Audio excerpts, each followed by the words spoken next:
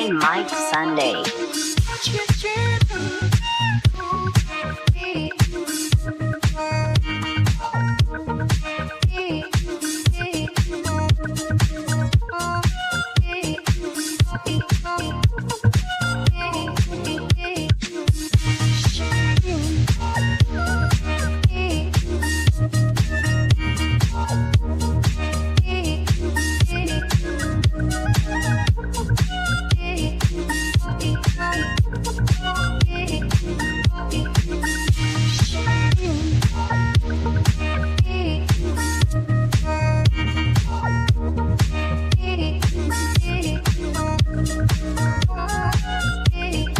Blind Mike Sunday.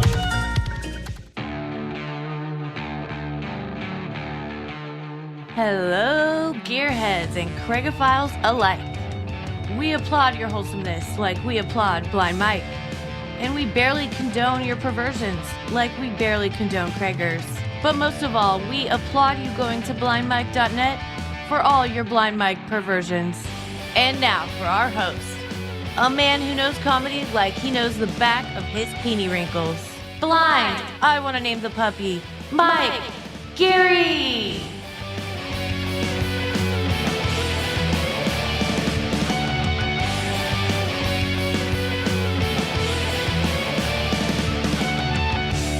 Hello.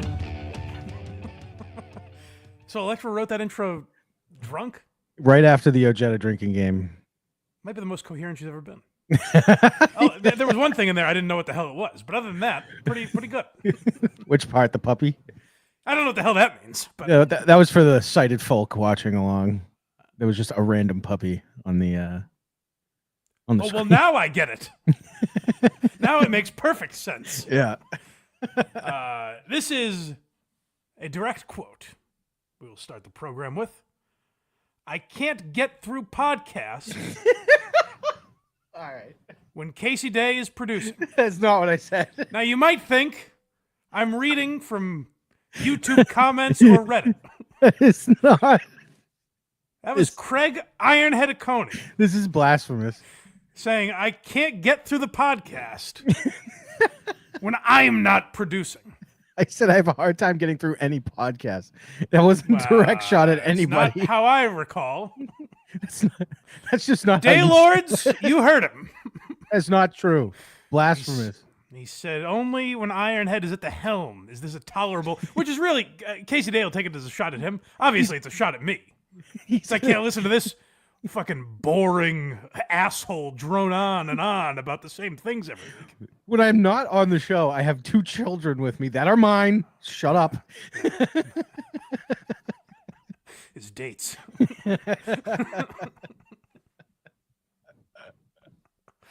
Well, it was hurtful to me. It was hurtful to Casey. But I'm sure the Craigophiles will agree in the comments. So That's just preposterous. I've been waiting 5 days to say that. No one, I know. It was since what, Quincy? Also, speaking of blasphemy, I'm listening to my friend OJ in the morning, who does a show right before us. Starts at 7 a.m. every Sunday. Go check out my pal OJ. I'm listening to them. It's him in Cardiff. And this moron says, he goes, you know what I've noticed? No one on any of these shows ever covers old Opie and Anthony stuff. Seriously. He doesn't know I'm listening. This isn't he's not doing it to infuriate me. That's just his true belief.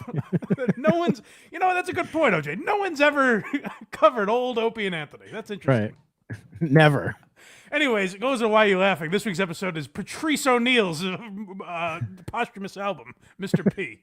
And next week we've got Tukey on to discuss Ron and Fez. So, you're right. No one's ever dipped their toe into that world. That's a Never. good point. Yeah. Never, ever. Well, here we are. That's true, by the way. You can go on Patreon or become a YouTube member right now and see the Tukester, El Horrible, Bedabbler, Rocco, whatever you want to call him. He was on with us, and he was very good. He obviously knew the subject very well and was very interested. We talked about Ron and Fez producers, and Tukey added a lot to the program. So go check that out. It'll be up the week after Thanksgiving if you want to check that out for free. But if you want it early, become a member right now. Do that. And smash that like button.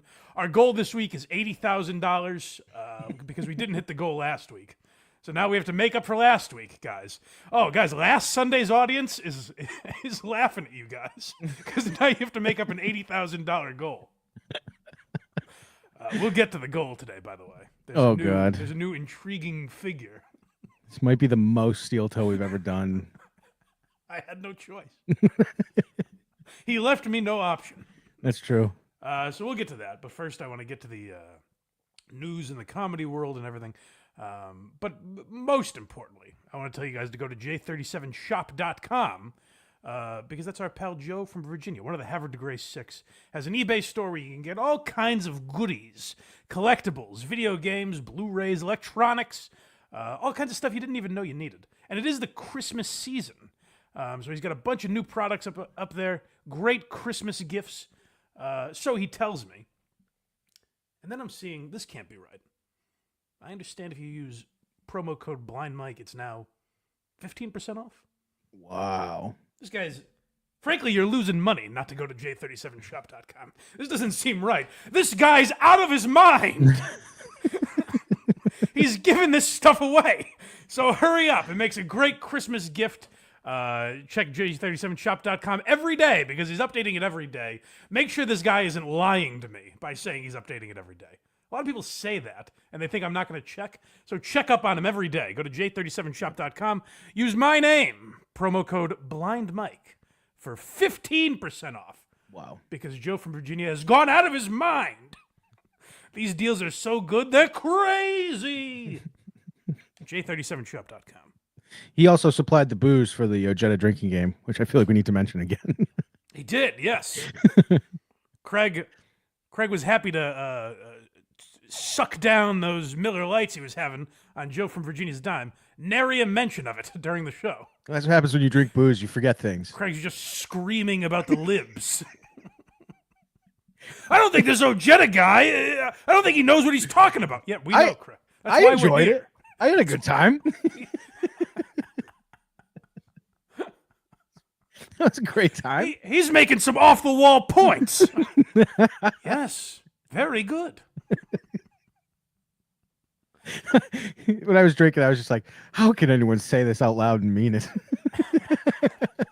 It's a fair question, to be honest. But maybe we'll play the Ojeda drinking game again sometime. Who knows? We're going to have to. Electra needs a part 2. That was great. Yes, it was a lot of fun. So become a member and all that stuff. And that's the kind of wackiness you get. All right, should we get into Anthony Jeselnik? Yeah. Because he's running his mouth again. Anthony Jeselnik is a comic. As a comic, I love Anthony Jeselnik. I think he's one of the greats, honestly, of his generation. There are now some things that detract from that. You know, you have to separate the art from the artist. Yeah. Because this guy thinks he's the gatekeeper and the arbiter of comedy now, which is fine. Anthony Jeselnik's at a level where I suppose he can do that. He can pontificate about whatever he wants. But he always seems to do it in such an odd way. Like, even this, there are points he's making that I kind of agree with, but the forum for which he chooses to make these arguments is hysterical to me. I don't know if maybe it's a bit that I'm missing, that he's being completely hypocritical on purpose. But let's get into it. He had a lot to say. He's out promoting his special, but this is on his podcast, the Jeselnik and Rosenthal Vanity Project. So I guess they took 2 months off or something. So he came back and had a lot to say after the election and everything that was going on in comedy. So let's dive in here. Apologies for being off for so long. I feel like we could have changed the outcome of the election if we had been here. I know a lot of podcasters got involved. Notice I said podcasters. I did not say comedians. Whoa. A lot of podcasters got involved. Burn. Look, if you have a presidential candidate or a major politician on your show and you do not fuck with them in any way, you're a podcaster. You're not a comedian. If you cancel an entire weekend of shows... I actually get that, but I think I would say Theo Vaughn did fuck with Donald Trump. I know that's probably not who he's talking about, but like, look at what Theo Vaughn was doing. So I guess that's a comedian, right? Or does that not count? I think he's talking about Rogan, right? Of course he is. Well, Or there's some other- Schultz. Schultz, there's some maybe. Schultz, but I think there's also someone else he's talking about too. Someone he's kind of taken digs at before, and I think I may know why. He's about to get into that. The very last second. Yeah, one or the other. Who's this next clip here? Oh, okay. Well, he talks about like canceling gigs to interview JD Vance. So I think he's talking about Tim Dillon also, because Tim Dillon's the only guy that traveled. I don't think he was in his studio when he interviewed JD Vance. Oh, that's yeah. So it's got to be Tim Dillon that he's talking about too. He's taken shots at Tim Dillon before. So I think that he has an issue with the Legion of Skanks guys. He trashed Shane Gillis when he got fired. So I don't think he likes that circle of comedy. Anthony has his people that he associates with and respects, and those are the only guys he thinks are real comics, which is a little odd to me. Like, say what you want about like Hinchcliffe's career or his comedy, but like you can't deny what he's built. His podcast is massive, and even if you don't think what he did at the Trump rally was funny, it was stand up. You know what I mean? Like he was telling jokes regardless of what you thought of it. Like that's the weird thing to me is he's mad that like these guys interviewed them seriously, but he'll go on Mark Maron's podcast. He's legitimately doing it. He says on this episode, he's like, I'll only do certain podcasts, like I'm going on Maron. Well, no one tell Anthony. Mark Maron interviewed Barack Obama while he was president. That's gonna be a can't miss episode of Shit Talk. Mark Maron, definitely. Mark Maron had a radio show on Air America where he talked serious politics. So is he not a comedian, Anthony? Are you going to tell him that to his face? Like, can you only have funny discussions? Because oddly, this is a serious conversation on a podcast that you're having. That's the hilarious thing to me. He's like, well, if you do that, if you say serious shit on a podcast, you're a podcaster, not a comedian. Where are you doing this, Anthony? Look around you. There are microphones and a desk. You're on a podcast. And I'm by sorry the way, to tell you, this is on YouTube. This conversation you're having is so funny. Oh, it's hysterical. I was in stitches listening to this thing. But like, I see his point. It is weird that we're in a time of comedy where like Joe Rogan will have a serious conversation with. But I would also say this, like, no matter how Joe defines himself, like I think Joe would say he's a stand-up and then everything else. Yep. Joe Rogan has made $400 million from podcasting. But he's also he's a podcaster. He is. He's been doing the same thing for like 15 years straight. It has not changed. That's the thing, is everyone is mad that Rogan has influence. Well, have as much influence as Joe Rogan, and you won't have to worry about it. That's right. Like, does Rogan think he's smarter than he is? Probably. Does he also think that the most president... human beings do. Does he also think that Trump would have gone on his show? No, I don't think so. Because he's like, we could have changed the election. Oh, he was Like, kidding. He was kidding. No, I know, but like to even remotely put himself in that sphere is crazy. Yeah, he was kidding, to be fair. But Yeah. Was he? Listen to the rest of this and tell me was he? Let's find out. And listen, if you're making $200 million a year, who do you work for? I wonder who that's about. That's what I'd love to know. Who do you work for Spotify. once you have fuck you money? Because you work for someone. Spotify. And I think it's weird. Pretty simple. And it's not comedian-like. There's podcasters. There are comedians. Anthony, I got to tell you, Jerry Seinfeld worked for NBC. David Letterman worked for NBC and CBS. Like, people worked places. Ray Romano worked for CBS. I'm sorry to tell you. I don't know. This All guy these places. he might work for Netflix coming up in a week or so. Oh yeah, no. I guess Anthony's turning down all that corporate money. He probably did it for free. That's right. This is coming out on YouTube for free. This is, and I said this about Bo Burnham, who I love. It is interesting to have these songs about corporate greed and how terrible these billionaires are and how the internet is ruining the world, and you put that on Netflix and accept their money. You know what I mean? Like, you can have these opinions. Where are you doing this, Anthony? You have a problem with Rogan, you're taking Netflix money. You have a problem with podcasters that you're venting on your podcast. So, I don't know. Maybe Anthony's doing a very meta bit but it seems a little hypocritical. Well, if he came out and was like, he's not a comedian because his last special was ass, I'd be like, yeah, all right, you got a point. Sure, yeah, but that's what I'm saying. Like, if you want to just shit on their jokes, that's fine. But like, Joe Rogan is a podcaster, no matter how he defines himself. Anyone would say, I know Joe Rogan most from the Joe Rogan Experience. For sure. So what? What does that mean? A lot of people are stunned to find out he does stand up. Again, there are people. I mean, because of the way the show is, everyone knows, and he's such a massive star now, obviously. But like, there were people that knew Jerry Seinfeld from his sitcom. That's not Right. stand-up. You know, like it is different technically. Sometimes comedians get famous doing other things, talk shows or television shows, and this generation it just happens to be podcasts or where they make their money. If you strictly wanted to get into acting as a comic, that would be a pretty dumb move because it's just not happening now. It's not how careers are made anymore. Podcasting is. And Rogan is a guy you can think. The reason Anthony Jeselnik has a podcast is because Rogan created that model. And Marin and Adam Carolla and guys like that. But Patrick Ford says, as a Jeselnik super fan, this hurts to watch.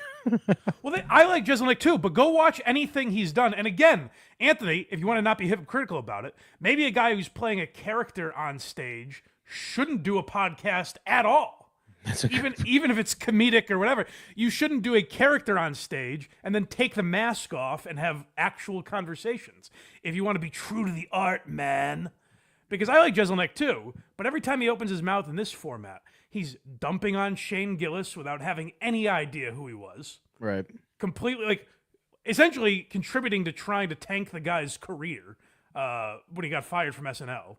Anthony reposts articles that call the Legion of Skanks and Tim Dillon neo-Nazis and white supremacists. That's without right. Without reading it, supposedly. He said I he didn't forgot. read it, and he retweeted it. So Anthony does this shit all the time. He comes out half-cocked making these points, and there are some points I think Anthony makes that are good, but he always steps in this, and it's purely based on biases and who he likes. It's not about, he's trying to make it seem like it's about the art, brother. It's about the craft of comedy. He's just a purist. But it's really just, it's guys he doesn't like because of their politics, I guess. Yeah, it's gross. And it is, I'll say this about Tim Dillon. I think Tim Dillon is hilarious. I think he's a good broadcaster. I think if you want to say his interview with J.D. Vance was too serious, that's fine. But I think overall, Tim Dillon is very funny. And I think that Tim Dillon is also a guy who is openly gay and been able to make a career out of that, even though he doesn't fit certain stereotypes. His audience was able to accept him as an edgy, offensive guy, guy who crosses the line type of comedian, even though he was openly gay and comfortable with that. So Well, I don't know if probably- Anthony's jealous of that. Keep interrupting me, please. Sorry. I don't know if Anthony's jealous of that for any particular reason. I think know what I think people are accepting of him in a broad sense because he looks like a construction worker and sounds like he smokes two packs. Yeah, a I day. don't know if there's any reason that Anthony would be like jealous of a guy like that who's just like comfortable in his own skin and acknowledges who he is. That'd be weird. Yeah, I'm just like, it is like if you have a certain persona on stage, you might think that you can't admit certain things about yourself. A guy like Tim Dillon's totally comfortable with that. Other people aren't. So I could see like maybe being jealous of Tim Dillon if you were in a situation where you weren't comfortable admitting everything about yourself. And I don't think they're mixing anymore. I think you're one or the other. That worries So me about. because Theo Vaughn had Trump on his podcast and was like, "Oh man, you feel like a rattlesnake on methamphetamine or whatever the fuck he was saying, Cocaine. like a dirt serpent from hell." Yeah. Because Theo Vaughn did that, he's like not a comic anymore. He has to turn in his microphone. Right. It's so silly. The future of the Jeselnik and Rosenthal Vanity Project. JRVP. Junior Oh, hold Vice on. President. I'm sorry. That Is was this a wacky podcast bit? Yes, it is. Did the wacky meter go off, Anthony? Rewind this, please. What is Anthony telling every comedian they have to do right before he launches into a silly bit that they do? If you don't listen to Anthony Jeselnik's podcast, every time they say the name of the podcast, Jeselnik and Rosenthal Vanity Project, they then whisper JRVP. And then the girl goes, Junior Vice President. I don't know why. I get that that's what those initials could stand for.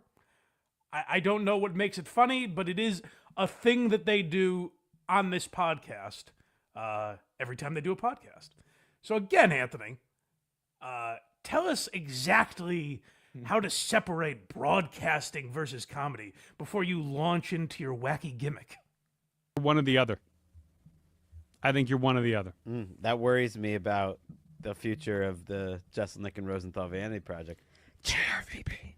Junior Vice President. We'll get into that in Listen, I think you either got to decide, are you a comedian or a broadcaster? Anyways, we've got 2 tickets to Guns N' Roses later. See if you can identify the phrase that pays, and you've got a shot to win those. What the fuck are you doing, Anthony? Blind Mike Project. BMP.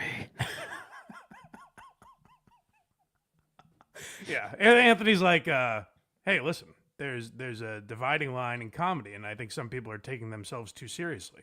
Anyways, there's a gentleman who thinks his wife has been cheating on him, and we're going to get her on the line and tell her that she's won a dozen roses.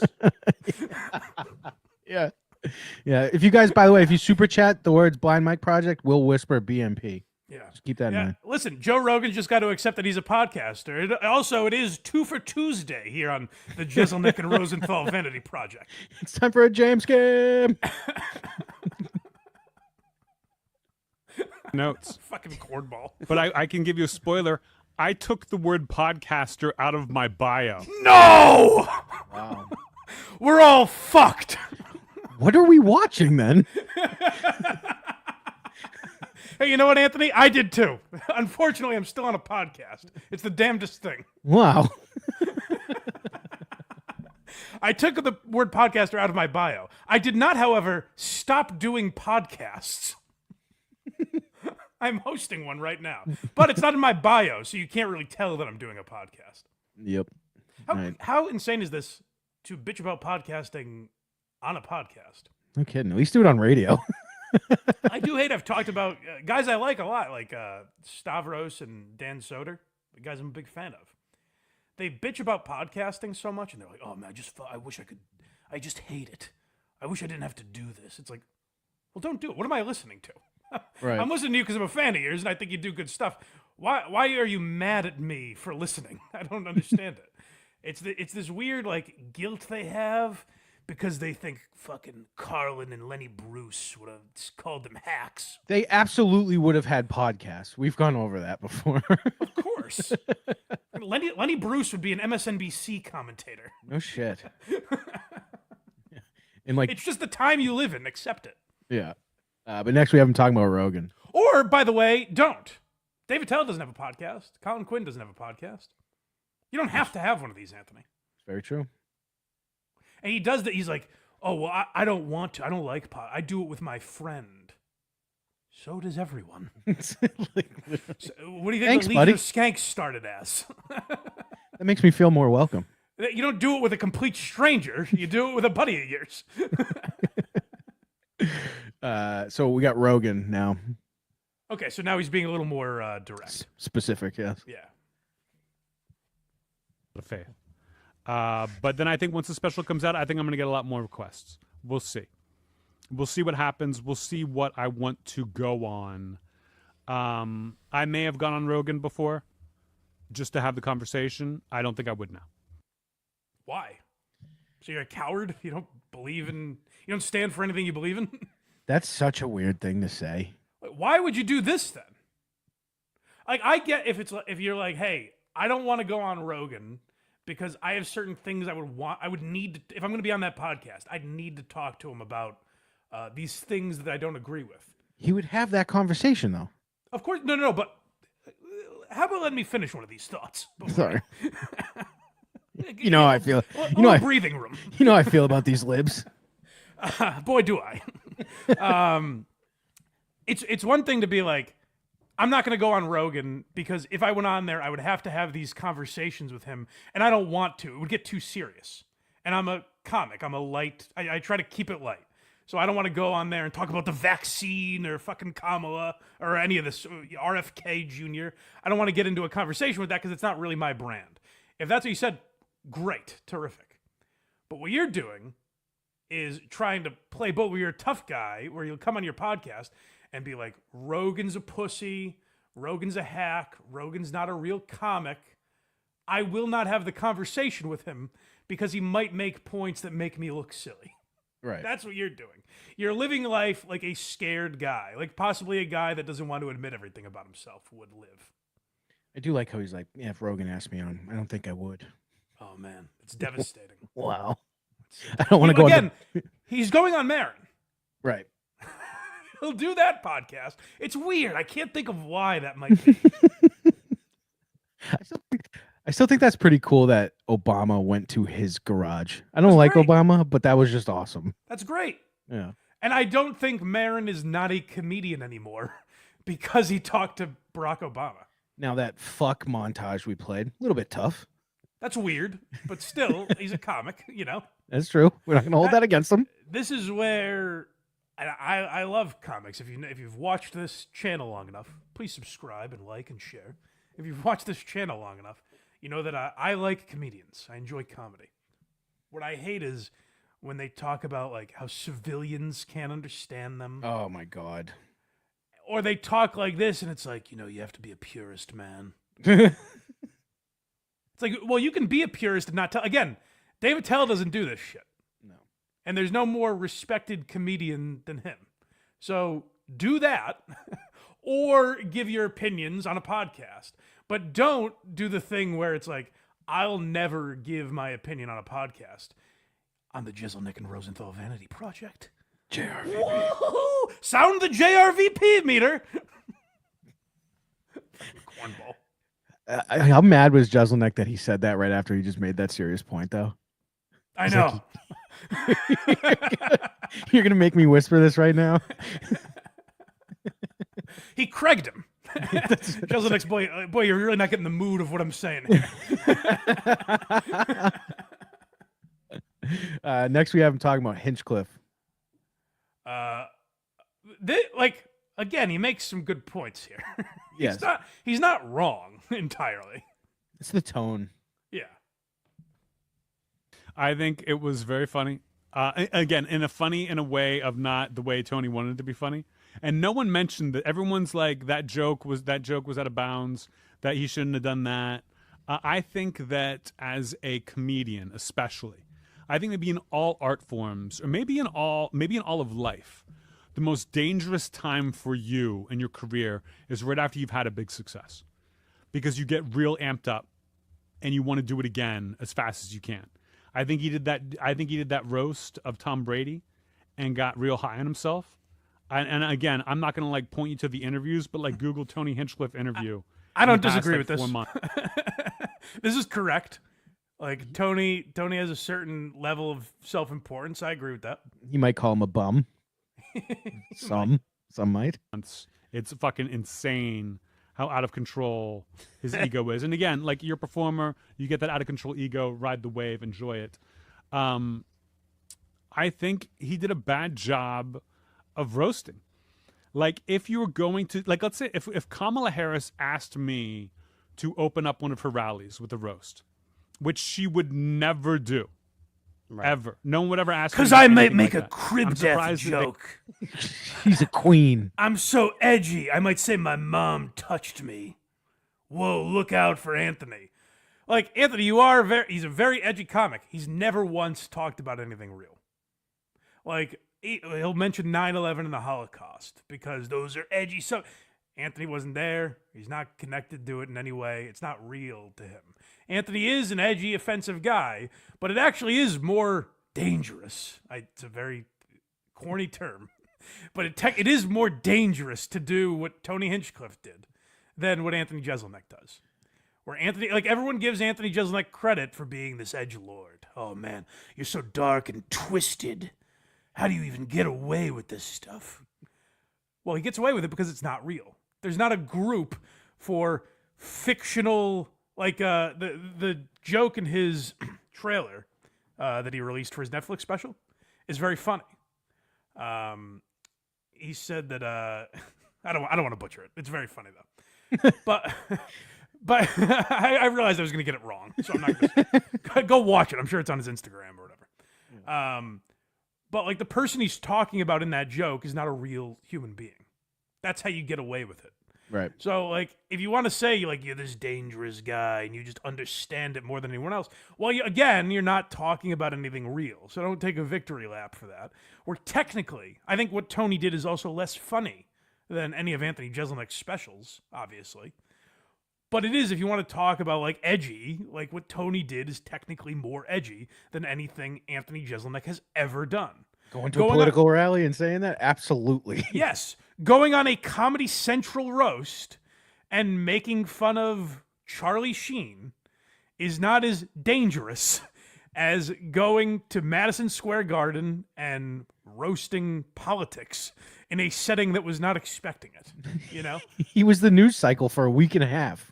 And again, like, you can say that's not, comedians shouldn't be mixing with politics. Tell that to every host of every correspondence dinner, including, by the way, like Norm Macdonald, like genuinely respected guys.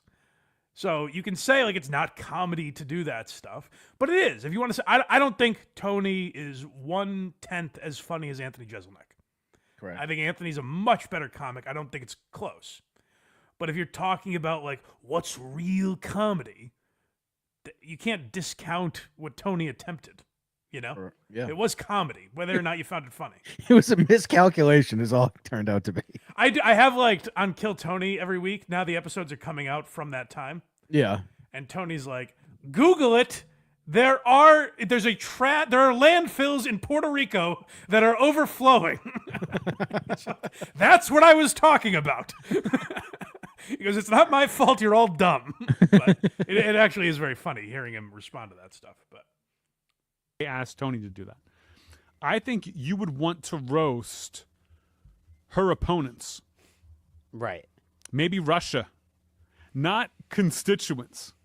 Not people whose votes you need. Like, it was disastrous. Tony doesn't need them. He doesn't.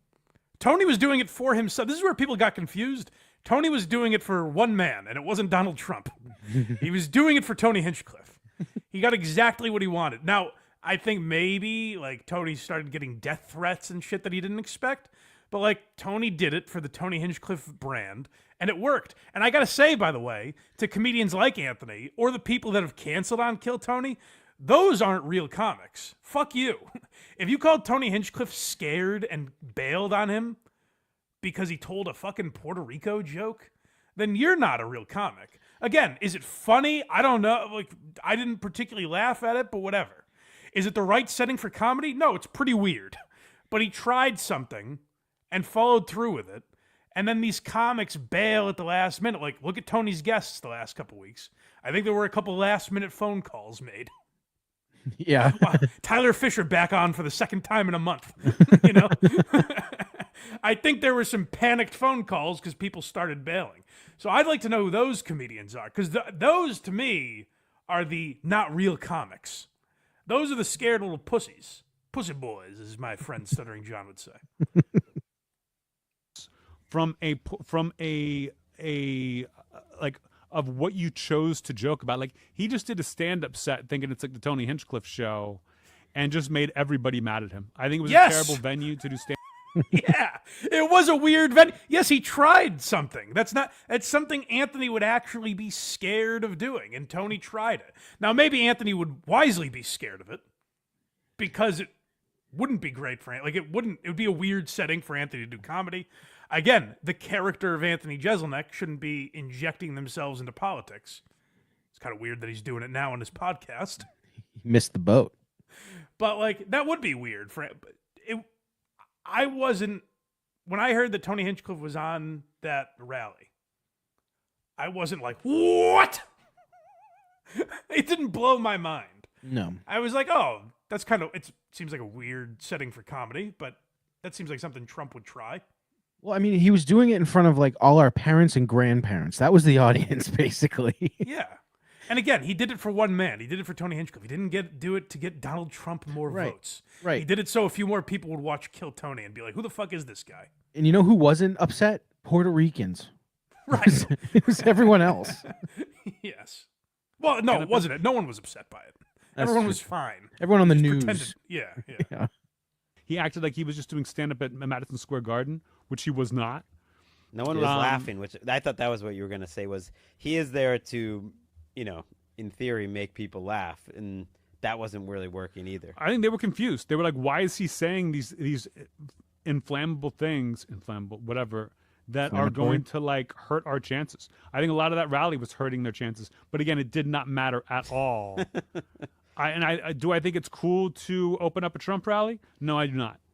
Do I think it's cool to open up a Kamala rally? No, I do not. Neither of those things are cool, especially not Trump. Nothing to do with Trump is cool.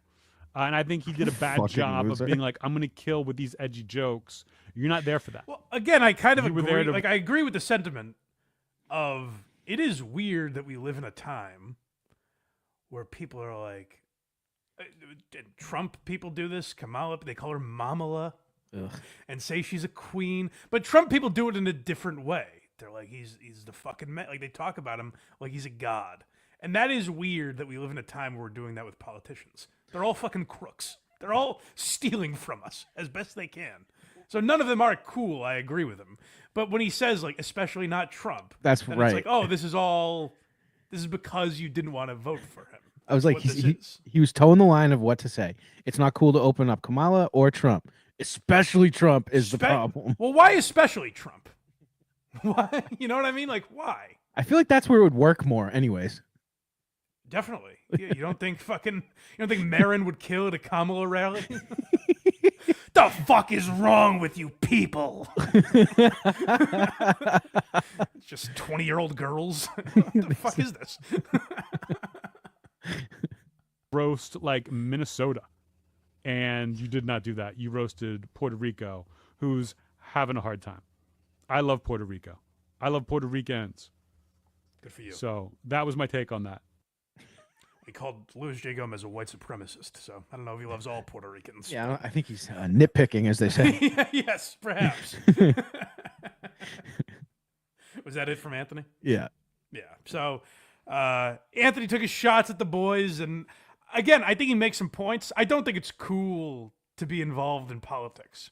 I'm not like, oh, that's really cool of Rogan. What is cool is that a comic or a fucking pothead or a UFC announcer can sit down and have a conversation with the president of the United States and ask things that we might ask. That actually is kind of cool. Yeah, And he it would have wasn't been cool if he unwilling did to it with have Kamala. He was trying to, and she said no. Okay. Right. Like, that is kind of cool. And again, Joe Rogan has made $400 million from podcasting. He is a podcaster. Yes. Anthony Jeselnik has made substantially less money from podcasting. He is a podcaster. I am. I would say Craig is a podcaster. I'm a podcaster. Anthony Jeselnik is somewhere in the middle of me and Joe Rogan. But, like, you're on a podcast, therefore you're a podcaster. You can wipe it from your bio as much as you can. There's still little remnants there, unfortunately. Keep scrubbing, because I still see it. That didn't get enough attention. I took it out of my bio. Okay. Folks, I've removed podcaster from my bio. Are you sitting down? Oh my God! I thought I felt a brisk wind travel through me.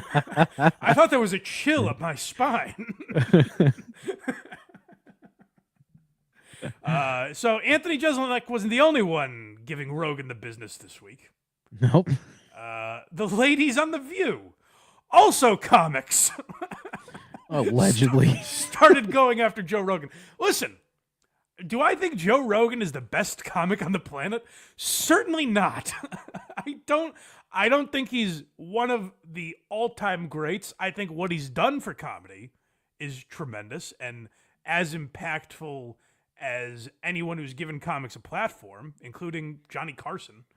I think Rogan's done a great deal for comics. I don't think he's the best comic ever. But, like, this idea now that he's not a comic is bizarre to me. And it's weird. You weren't hearing it before Joe Rogan made $200 million. I can't figure out why that is. Why is it that none of these people were calling it? It's so weird. Before Joe Rogan made $200 million, Anthony Jeselnik was on the Joe Rogan Experience. Right. And I don't remember him bashing Rogan like this. None of these ladies on The View were bashing Rogan. It's so strange that once you make a certain amount of money, people consider you dangerous and try and take you down. So this is the ladies on The View talking about Joe Rogan. People want us divided, and they aren't just here in this country. They're foreign adversaries who are infiltrating our social media because it is prudent for us to stay that way. So when you see something that really pisses you off, you should triple check that one. Yeah. But I think that that's why people like our show, because they know that we are checked by ABC News. Yeah. But They had how many releases this week for false info? Whoopi every day is just like, yeah, blacks weren't involved in the Holocaust. She's just saying wild shit. Every 3 weeks, Whoopi Goldberg has to issue an apology. The fuck are you talking about, Joy?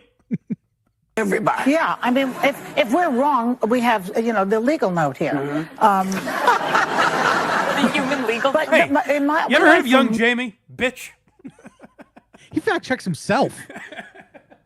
But, like, also, he shouldn't have to. Like, I think it's good that he does because so many people watch that podcast and there are a lot of idiots out there. Mm-hmm. I don't think the amount of views you have require you to do a certain style of podcast. Right. I don't think you have to be any more right on a pod. If you have 1 viewer or 1 million, I don't think you have to be any more or less right. It depends on the style of podcasting you're doing. Rogan has experts on. He doesn't claim to be an expert. And the rebuttal to that is always like, yeah, but he talks about this stuff. Yeah, he talks about stuff he thinks he knows. If you think he's wrong, refute him. Or even simpler, don't follow what he says. Yeah, and that all started with the Alex Jones episode when they just kept fact checking him, and ever since then he's just kind of done that with everybody. Yes. Yeah. But it's like, so do Matt and Shane have to do that? Like, what's the level of podcast where everything you say has to be fact checked? He is a comic. He talks about serious stuff, but if you trust him and put chemicals in your body or change your diet or workout plan based on what Joe Rogan says, that's on you. It's not on Joe Rogan. Walter Cronkite, basically to this guy, Joe Rogan, who believes in dragons. I checked it. He believes in dragons? He believes in dragons. Did you triple check that? I checked it. How hilarious is it to go, ABC checks our stuff. I checked on this, and then just be wrong. Did you see Rogan's bio on Twitter now? Dragon believer? Yeah, that's all it says. Yeah. Joe Rogan also deleted podcaster from his bio. That's technically true. Anthony Jeselnik and Joe Rogan gone from the podcasting community. So I did. And he also thinks that dragons, like dinosaur type of animals, roamed the earth when people did. Dinosaur. So this is that a technical word, Joy? This is where we should get our news, they say. Did you double source that, Joy? Is dinosaur-y a word? Like, she has to explain dragons to us. These sort of dinosaur-y creatures. Yeah, we've got the picture in our heads, Joy. They breathe fire. They're slayed by knights. We know. They're alligators with wings, basically. type of really, really bad information that's going out there. Well, in defense, there are some really good news. It's possible that Donald Trump did roam the earth when dinosaurs were here. There are some... Joy, you son of a gun. Again, Whoopi and Joy supposedly are comedians. Rosie O'Donnell was a comic. You started this, The View. You have these fucking morons on every week and are like, let's talk about politics. How is that different than what Joe Rogan does? I saw Nana Rosie's latest Instagram about Morning Joe. Did you see that one? Oh, yeah. She's done with them. I was like, and Julie Andrews, the squirrel, is also done with them. Very sad. Tough. Yeah. Really good news kind of influencer types. And I think they're pretty much done. So, all right, pull it up. Does Joe Rogan believe in dragons? Yeah, actually. I guess we have to do this now. Who is this guy? It's a Forrest. Fuck, I'm forgetting his last name. Shit, what was his name? He's an outdoorsman. Forrest Galliente or Galente or something. Forrest Wap. Now, I'm not an expert, so I don't have to know his name. I can choose not to. Fucking asshole. The View starts trashing you. I hate that, like, if you have a microphone, she compared him to Walter Cronkite. So everyone is to that standard now? It's because they have the microphone in front of their face? The world has changed, ladies. Get with the times. I think Forrest Gallant. Gallant, okay. All right. Does Joe Rogan believe in dragons? Let's find out. You like these kind of far out there ideas. How do you like this idea? There's a group of people that say that dragons were real, and I'll explain. Ooh. So around the same time period, so to speak, and I'm not one of these people. people. He's intrigued. See? It does sound like he could get on board with this. All right, Joy might be onto something. So I'm probably going to get the details wrong like a little Matthew bit. McConaughey movie right now. Yeah, seriously. But so around the same time period in China, South America, Africa, all these different Rome, all these places, images depicted people fighting dragons, right? And every dragon was slightly different, but it was all a giant scaly animal that could fly. Dinosaur. So when you That's perfect description. a little bit dinosaur-y.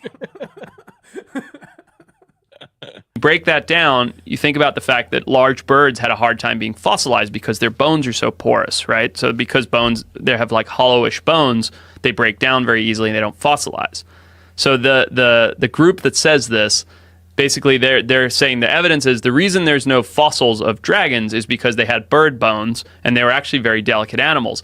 But a handful of these small population of these giant flying lizards existed and basically encompassed all. That sounds like something Craig yells out his window. These giant lip-flying lizards. in DC. Craig says that in traffic a lot. That's right. All these different countries where they all depicted fighting dragons in their own way, and they were all killed off by knights or whatever it is, and then didn't fossilize. What? Sounds like a guy, I'll grant you, who's confused by the subject. I don't know if he believes it. No. He sounds like he's all in. What?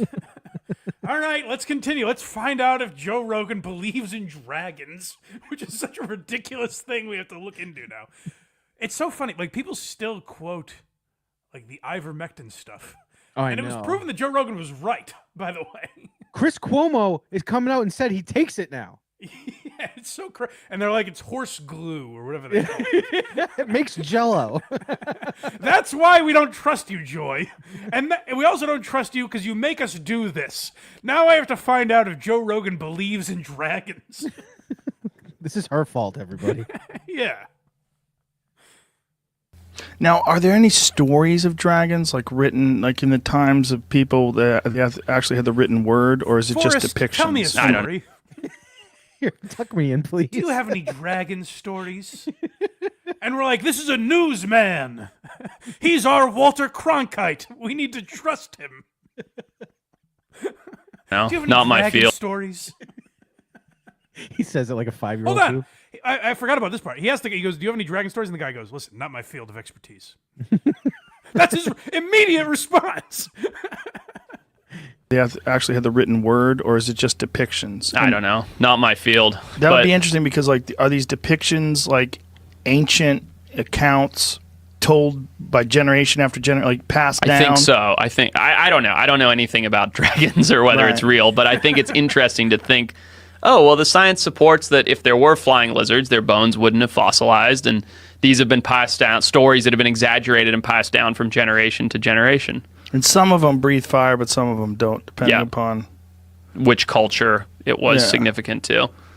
I wonder if what the fire is supposed to represent, or they're just people are full of shit. Probably that one. Yeah, it's probably made it sound even cooler. Yeah, exactly. Right? Not only did I kill him, he was trying to burn me. Do you think that? Do you hold any weight? Do you think that holds any weight? Like, no, there was actually dragons? I mean, we know there were large flying lizards during the times of dinosaurs, right? The only weight that it could possibly hold is that, like, a few of those somehow survived much later than we previously thought. But do I think that there were dragons attacking human beings and civilizations? No, I don't. But it's still interesting. It's so much cooler if there were. Right. Yep. And then he got in his suit of armor to protect himself. The guy basically goes, nah, it was probably just pterodactyls. Joe goes, hey, what do you think there was anything to it? They were probably full of shit, right? And Joy's like, this man believes in dragons. Dragon believer. He believes in dragons. She said it with such disgust, like he's one of these dragon believers.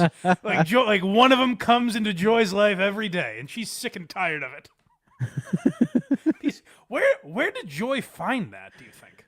I've never even heard that clip until this whole thing. No, that's what I mean. Like, is Joy listening to enough Rogan that she just happened to hear this? They need something to talk about. Yeah. Someone on one of the blogs she goes on fucking write about this? How does Joy know about this clip? There's probably a website that like summarizes every episode in like a few paragraphs or like, yeah, or even just like a Twitter account, like things Yeah. Joe Rogan gets wrong or something like that. Yeah. He believes in dragons. We'll say that on ABC. But like literally this week in the Matt Gaetz fiasco, you heard about that, I assume. Yeah. Like Sonny Hostin came out and was like, yeah, he got in trouble for international sex trafficking. Oh, is And that right? there was rumors and stuff. I don't know if it's true or not, but he was not convicted, which she said. So she had to say 2 apologies and legal notes from the lawyers of NBC. Yeah. Well, we'll move on. But real quick, just play the clip where Joy came on and retracted that. Give me a minute. Yeah. No, just the one I pulled where it's Joy being like, "Oh yeah, we have the clip." where ABC checks her. I'm saying the clip where the good people of ABC tell her she's wrong. That'd be so funny.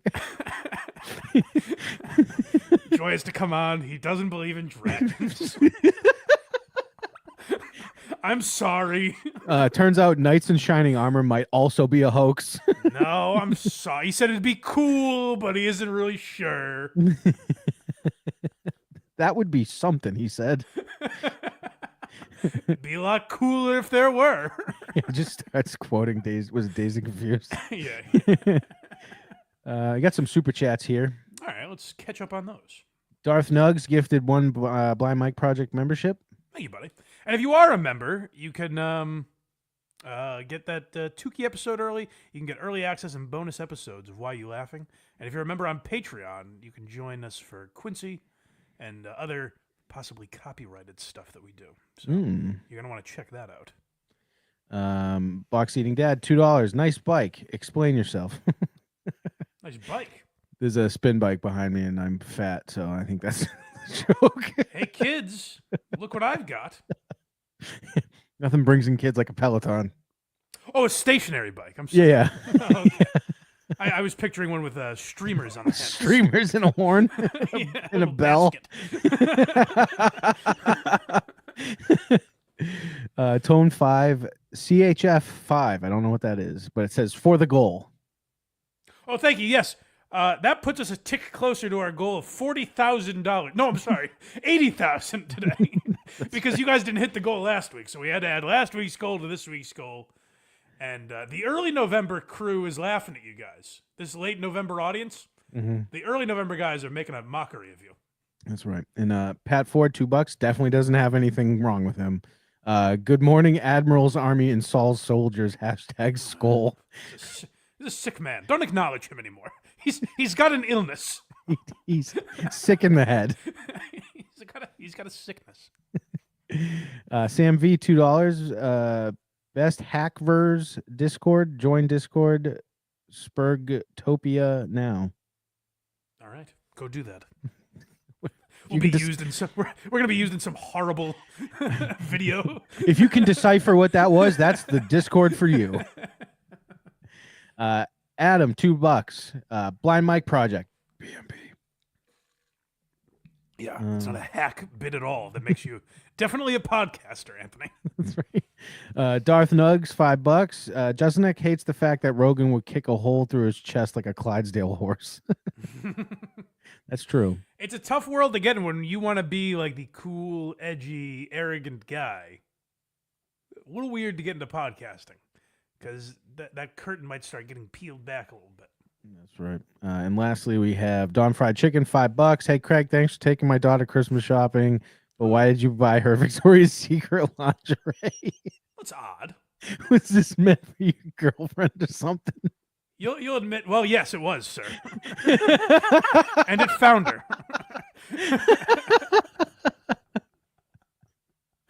Your girlfriend.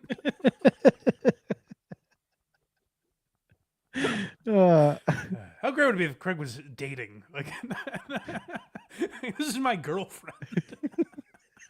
That's disgusting. That's very funny to me. That's gross. Well, because it's so absurd. I'm saying it's not like it definitely happens. Okay, good. Yeah, that's what I'm saying. Yeah. All right, what do we get into now? Katt Williams, right? Yep.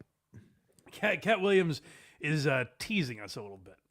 I hope Katt's not overselling, because he did Shannon Sharp's show, Lit the World on Fire, earlier this year. Everyone loved it. Talked a lot of shit about people. I hope Katt's not doing a thing where, like, and I'm going to do it again. And then it's like, and Cedric the Entertainer's fat. And Kevin Hart is short. I don't think Katt Williams really has that in him, though. I think it'll be scorched earth. No, it's going to be brutal. Well, I'm excited. So he's teasing us. Let's hear him on, this is like the Variety Comedy Festival. Something that I thought it was very strange that Katt Williams was in attendance at. But because he's an arena act. He is. Club Shay Shay, yeah. I was trying to do something there that hadn't been done. I thought that I had figured out the algorithm mathematically, and I thought that I could show that. And when I wrote it out, Katt Williams in a room like John Nash with strings attaching Steve Harvey to fucking Cedric the Entertainer. He could literally burn down Hollywood if he wanted to. He got the Diddy thing right. He sure did. As we did. discussed on an episode of Why You Laughing. Sure fucking did. Like nailed it. You got to tell him no. Such a great delivery. It was. Killed the careers of the people I was talking about, right? But it was so vicious that I erased all of the knockout blows and just left the jabs, so that the comic I'm talking about knows that I know your real story, motherfucker. I'm gonna tell this. Do you hear me, Ricky Smiley? I gotta say, Katt does act like he's taking down the elites. He goes after a guy, Ricky Smiley. I'm curious what would he have on Kevin Hart? Do you understand me, Michael Blackson? Oh no, Katt, don't tear down those walls. Screw the Epstein list. Ricky Smiley's going down. Kevin Hart is at an elite level of like, if Katt knows something, it could be damning. Oh yeah. You know? Oh yeah. But there are theories that, like, to get that famous, you have to, like, you know, I'm not sure I believe it, but like people say that John Cena thing, when he was like naked at the Oscars or whatever. Yeah, it was like that was some like hazing or initiation or hazing. Yeah. Yeah. So like there is stuff like that. I don't know if I believe it, but like Katt could have some info. It's that, and then the other one I know is like rappers who are in a bathtub on their album cover or something like that. And there's a lot. But we'll get to the SNL thing. He does have a thing. I think he might have a hang up about women. You think? Well, just ever so slight that we'll get to. Let's hear him keep going on this. I know. So, yeah, I was. Do you want to tell any of those stories now? Well, I'm saying. I like the idea of Katt studying the algorithm. Like he's like, so this video redirects you to Mr. Beast. All right, he's taking notes. Yeah, yesterday I read 8 books on algorithms. I like Katt getting like to a certain depth of the internet in his studies of the algorithm. Yeah. And who is this stuttering John, motherfucker? Let me tell you something about the shitware. I understand my Katt Williams is not very good. I just enjoy doing it. It's the essence. You nail it. Yeah. But here's the SNL clip. Okay, so he's very mad about this, which I'm a little surprised by. But I guess Katt takes no shit, and he's not happy that SNL has parodied him. There has never been a person that has been parodied 9 times on Saturday Night Live and yet never been invited other than me. Hold on. I gotta say, I don't know if George Bush was on SNL. He might have been invited though. Actually, HW was on. Yeah, and I mean, 9/11 Bush could have definitely been invited. Yeah, but I'm just saying I don't know. I don't know how accurate that is, but he might be onto something. Could be. So, I at this point take it as a badge of honor that they don't with me. In general, what do you think of impressions of you? Is there an impression of you that you like? A lot of times when people are doing an impression of you, they're really showing you how they feel about you. You know what I mean? So for Saturday Night Live to have an impression imitation is the sincerest form of spitting in my face. Katt Williams. If you imitate me, you might as well kill my firstborn. Because that is the grievance I will take. Me and have a woman do that means they think I'm a bitch. And I understand that that's what they're saying when they do that. They did have Jay Farrow do you before. Like, I think it was just whoever does the best Katt Williams. I don't know. I don't know if Lord Michaels was going out of, I want Katt to look like a bitch today. Kay McKinnon did impression of me. That means I'm a bitch. Lorne Michaels is like, how can we get Katt Williams to look like a silly boy? How can we make a fool of him? You know? So, yeah, it doesn't bother me at all. I understand how the game goes, and I understand that if you love me, I know why you do. And if you don't fuck with me, I understand why. Kenan Thompson, you're on notice, my friend. Watch the fuck out. So Katt Williams is coming, and then Shannon Sharp went on to say, he's like, hey, he basically said, hey, he gave the date, January 3rd or whatever it was. Oh, really? He's like, that's 1 year from when Katt was on. Maybe he'll be back. So I'm hoping. I would be surprised that he would give it to Shannon Sharp and not take everything himself. Well, he's not a podcaster. I don't know if you know this. Katt Williams erased podcaster from his bio. So. Oh, okay. I didn't realize. Silly me. So he'll do it with some rube like Shannon Sharp. And Shannon Sharp will reap all the benefits, like a real patsy.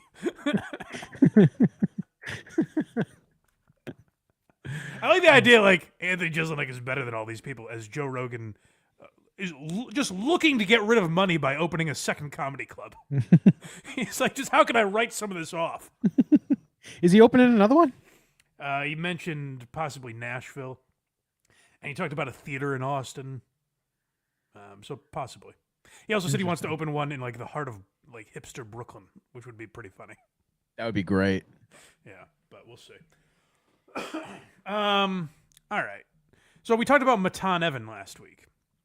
And I didn't expect to be talking about him again.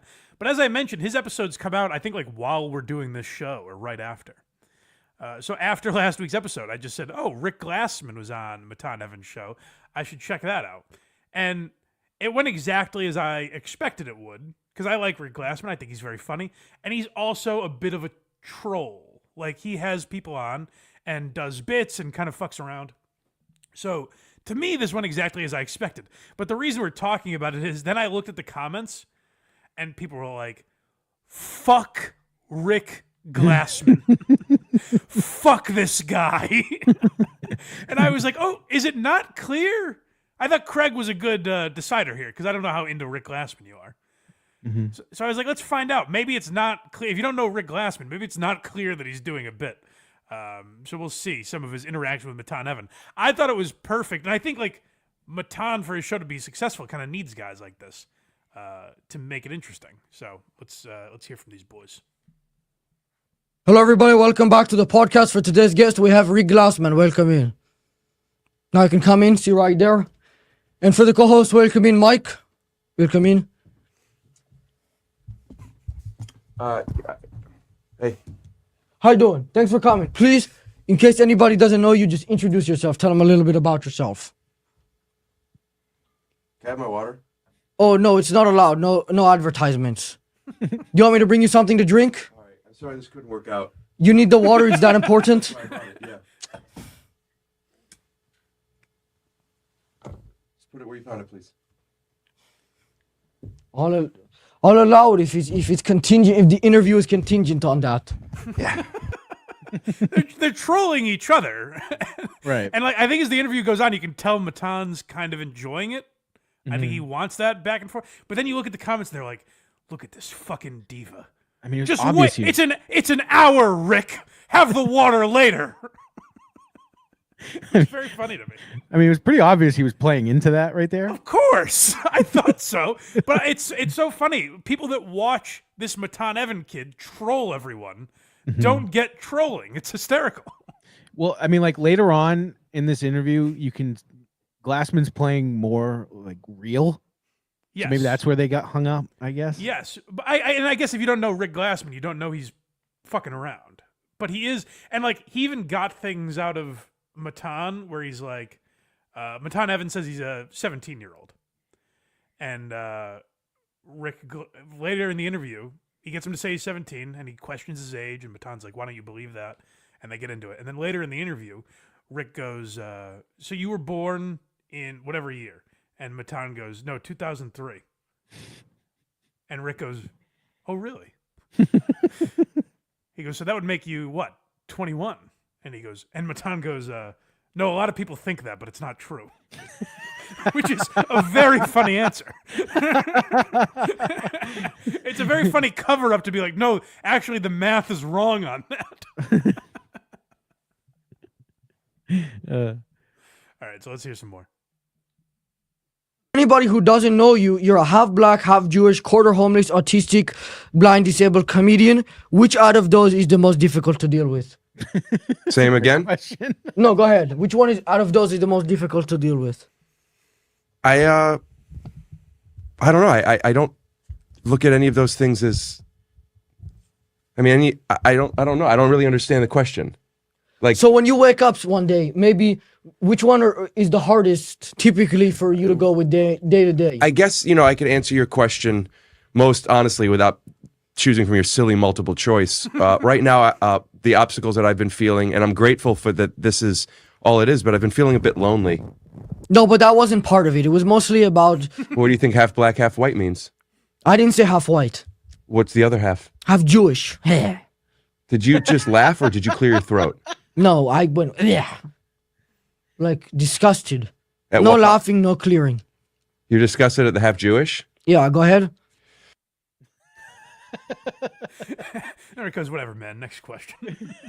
And again, like, they're fucking with each other. And again, I go back to the comments and they're like, another one of these LA guys couldn't go with Matan's question. It's like, what if he just asked him if he was half black and half homeless? And Rick went along with it. And it was very funny, to your point, like, Rick is answering him seriously. Mm-hmm. So some of these, like, ridiculous questions that Matan answers, like, he has to come up with reasons to back them up, which is interesting. Like, the kid's obviously quick on his feet and everything, so it was interesting to watch that, and then even funnier to watch people not get it in the comments. Next, we have difficult. Yeah, well, Rick's being slightly difficult. Hey. We're recording something, huh? You see how I have my phone face down?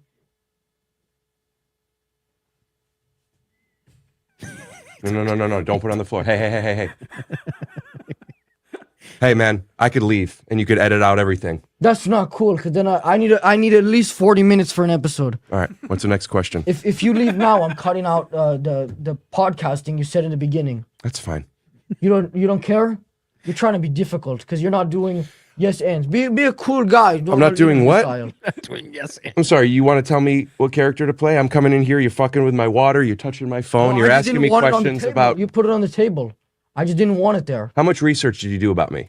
For real? A little bit. A little bit? How much do you think I did about you? Are there any nice questions? They're all nice questions. Because when I drove here... Do you want me to... I got here 10 minutes early. You might not know that because I wasn't 10 minutes early. You know why? Because when this was booked, I got no phone number, just an email address. Oh, yeah, email. And I emailed when I got here 10 minutes before I was supposed to that there's no parking. Okay. I'm driving all over the place. I'm parking at a PetSmart. Then I come here and I have to go up this weird alleyway in a parking garage that I can't even get into. This whole time I find out, your producer tells me, oh, we have a parking pass if you want it. Do you want that? Oh, hey, did buddy, you use it? I could have used that 15 minutes ago. So where'd you park? PetSmart. Yeah, but that's the thing. It's better for you to park over there because then we keep the parking space clear here in case anybody wants to use it. Do you want me, so you want me to ask nice questions? I don't understand. Yeah, I want nice, flattering questions. I want you to gas me up. I want you to tell me you've seen things I've done. Okay. I want you to tell me you like those things, and I want you to tell me what you like about Okay, them. fine. I'll read one. Do you think gay people become evil as they're born before?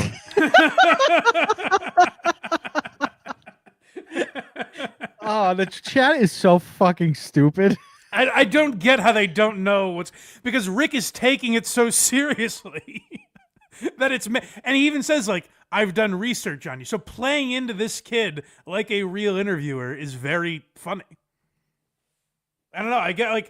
I guess maybe if I saw someone I didn't know do this, I'd be like, oh, they were copying attitude with him.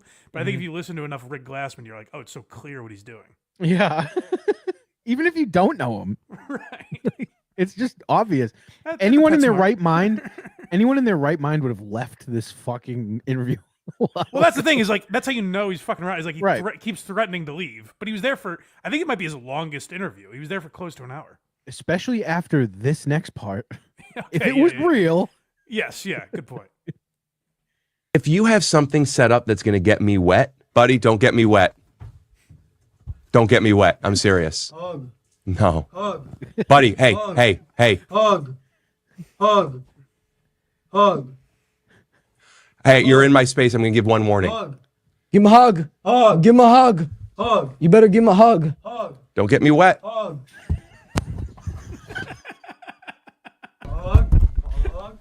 He's throwing a table at him. Don't hurt your cameras, man. I don't want to get wet. Leave me the fuck alone, dude. Leave me alone. You can leave me alone? I didn't come here for that. I didn't even get parking. You're not going to get me wet. Leave me alone. He's still yelling about the parking. You can leave me alone? Give him a hug. Hug. Why won't you give him a hug? I don't want to get wet. Hug. Anyone just listening? Okay. It's a guy in a bathing suit soaking wet. I feel like you can hear that somehow. I don't know. All right, I'm out. Hug. We need a hug. No, sit. No. We need to Hug. continue. Get your buddy away. Hug. You want him out of here? I want him out of here. What do you do? Hug. Fuck, dude. It's fucking weird, man. It's a weird guy, man. Again. Show. It's a weird show. To say that's a weird guy and not say like, hey, I'm not doing the thing where you have this guy hug me. To be like, that's a weird guy, as if he just emerged. And I gotta give a lot of credit to Matan, whatever his real name is, but Matan also, where like he has enough of a rapport with these comics that they play along with this shit. Like that's pretty impressive. Because I like the natural reaction to be like, what? Like, what's going on?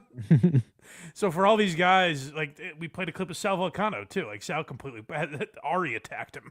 And, like Sal completely goes with it, and to have that rapport with these guys is pretty impressive. I don't know how. I guess he's actually like 21 or something. So pretty cool. He's born 2003. People believe that, but you know, that's what people think. No, he said it. He was like, I was born in 2003. A lot of people think that makes me 21. They're wrong. Next we got Planet of the Apes. Oh, well, this is, I don't care from how Matan takes this, quite frankly. Maybe more of a Craig joke than anything else. Oh, boy. So when you have more people one way and then less people another, that minority of people that the way they think that way, they're going to seem socially awkward compared to the majority. But if the roles were reversed, have you seen Planet of the Apes? I already had enough black jokes for the episode. You can leave that in?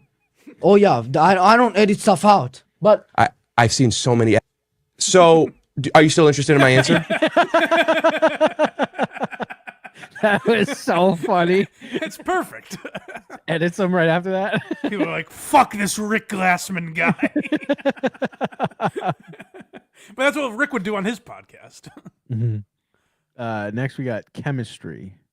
I think this clip might be where it's so clear that they're actually like very good together, which is why I was surprised at how many people didn't get it. But Aren't you allowed to use that word with no problems? What word? The R word. It seems like sometimes I say things and I do get into problems. I don't want to. I don't mean to. Why are you going like this? Are you like I think this is acting real. right now? But every now and then somebody wants to get me wet. Now, you see, I believe in getting people wet, but not with a drug like you. I get them wet by making them feel safe and secure. I'll clarify now. I never said it should be illegal. By making them feel safe and secure. You're not making bank off this yet? The show? Yeah. Not a lot of money. Right. I'm sorry. Can I hear that last part again? I forgot how long the pause was. And secure. I'll clarify now. I never said it should be illegal.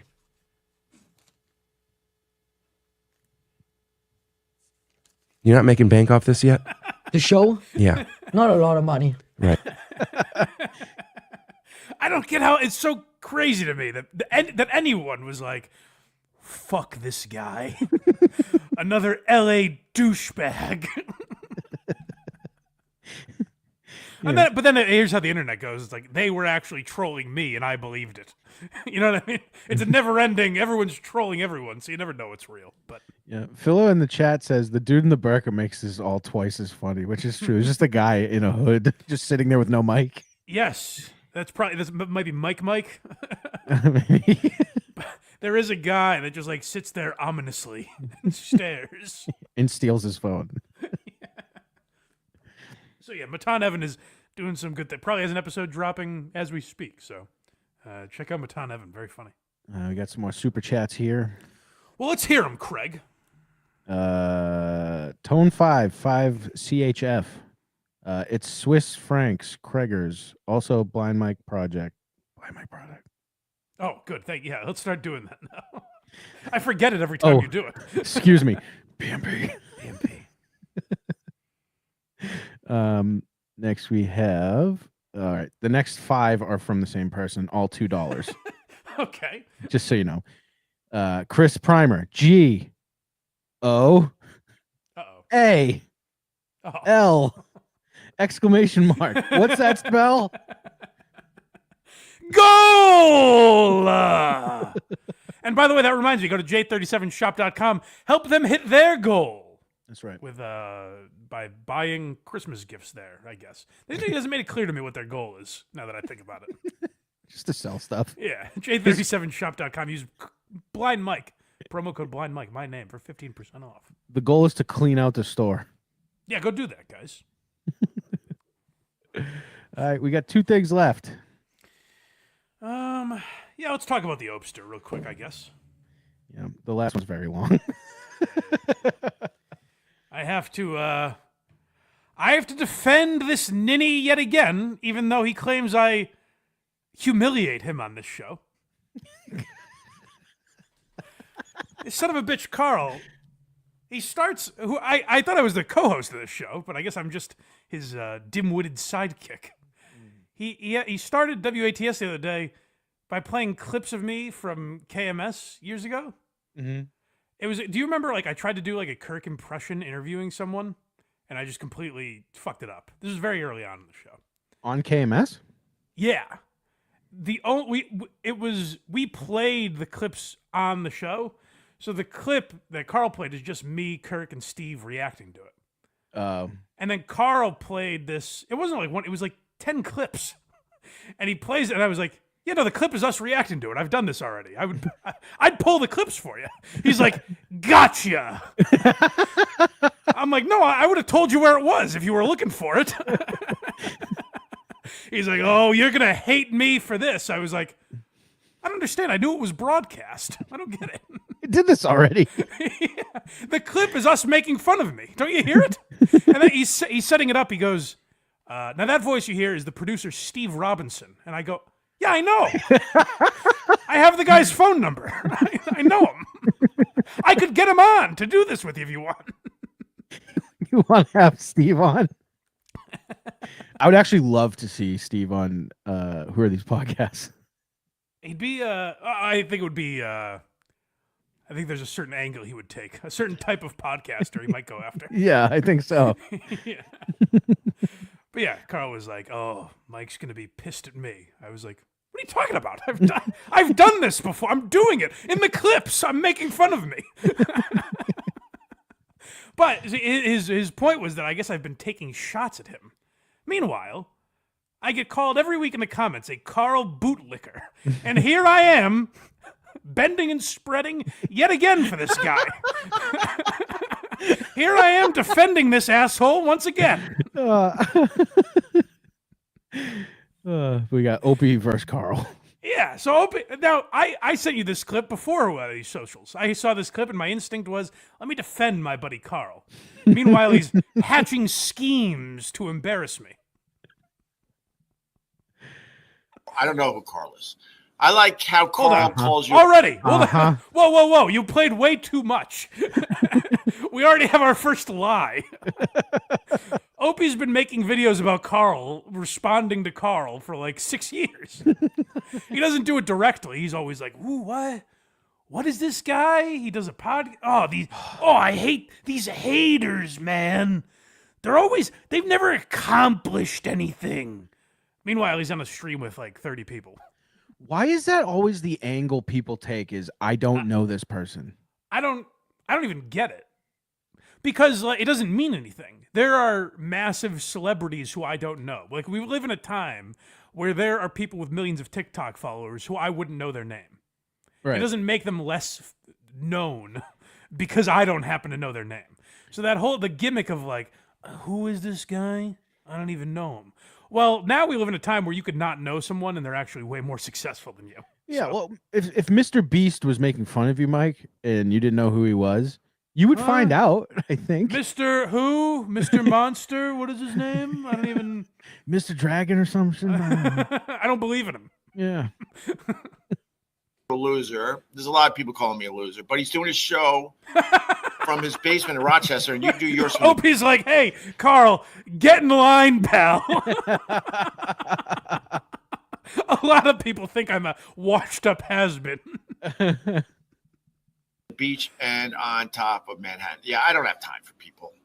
I was a massive success in the radio world. What? I was supposed to do that for the rest of my life? No! That's a great... Like, what am I, supposed to be successful forever? That's actually a great, like, cope is not even the word I'm looking for, but a great, like, logic that Opie has. Like, hey, listen, I was successful. What am I, supposed to just keep doing that? That holds extra weight, too, as he's broadcasting from his beach house. Right. Yeah. Which, the logic is actually bulletproof. Yeah. It actually is. What Opie should be saying is like, hey, listen, I'm way more successful than Karl. Like, now Karl is more successful. But, like, the Opie and Anthony show is obviously much bigger than Who Are These Podcasts. I don't think Karl or anyone would argue that. But I would also say any Opie and Anthony video on YouTube probably gets more views than anybody. You know what I mean? Yes. Yeah. Like, the Opie and Anthony show was massive, and Opie was very successful for that. Yeah. So Opie should say, like, hey, fuck this Karl guy. I'm way more successful than him. The problem is, Opie, if he believed that, would be doing it in his head. Right. It seems by turning on the cameras and going, I don't even know who this guy is that I talk about all the time, and is the only reason I'm still relevant. It's the Stuttering John thing from like a couple weeks ago, and he's like, blind Mike, who's that? It's actually like the only reason people know that Opie's still doing a show is Karl. At this point, that's not true of Stuttering John, just because enough people cover John, where it's a grown into this thing. Like, Karl started it, but it's a bigger thing. Look at me giving this guy all this credit. What a cuck I am. Yeah, nice Christmas present. These from him. shots I take at him. all these horrible shots I'm always taking. All he says he's gay for broadcasting from. He is gay. He's very gay. But that's fine. That just means happy sometimes. Yes, that's not in this day and age, Karl. You know. Matter of fact, you might get some stuff out of being gay at this point. What was I saying? Oh, literally. I mean, we talk about Opie once in a while. I know Obnoxious John thinks we've never done it, but all these people, I'm the one getting shit on. I'm the one taking shots. That's right. Actually, more often than not, we are praising Opie and Anthony. Yes. More often than not. I'm not saying we don't take shots. I was going to say, it might be pretty even, but it might have evened out recently. Yeah. Yeah. When we started, it was a lot of positivity. Yeah. But point being, no one's covering Opie. Don't, Opie, maybe don't be so mad that this guy brings you up once in a while. It keeps you alive, you know? You know, the best years of my life I wasted doing the Opie and Anthony show. And you might think to yourself, what are you talking about? Look what you got now. Yeah, that's all well and good, but Anthony took my best years. He is a scorned bitch. Yeah. Anthony, I wasted all my best. Now my eggs are all dried up. Wasted a good surprise on you. That is, you sympathize with Anthony and Norton. Like, there are times where I'm like, well, you are on a confrontational radio show. Like, maybe call this out on the air once in a while.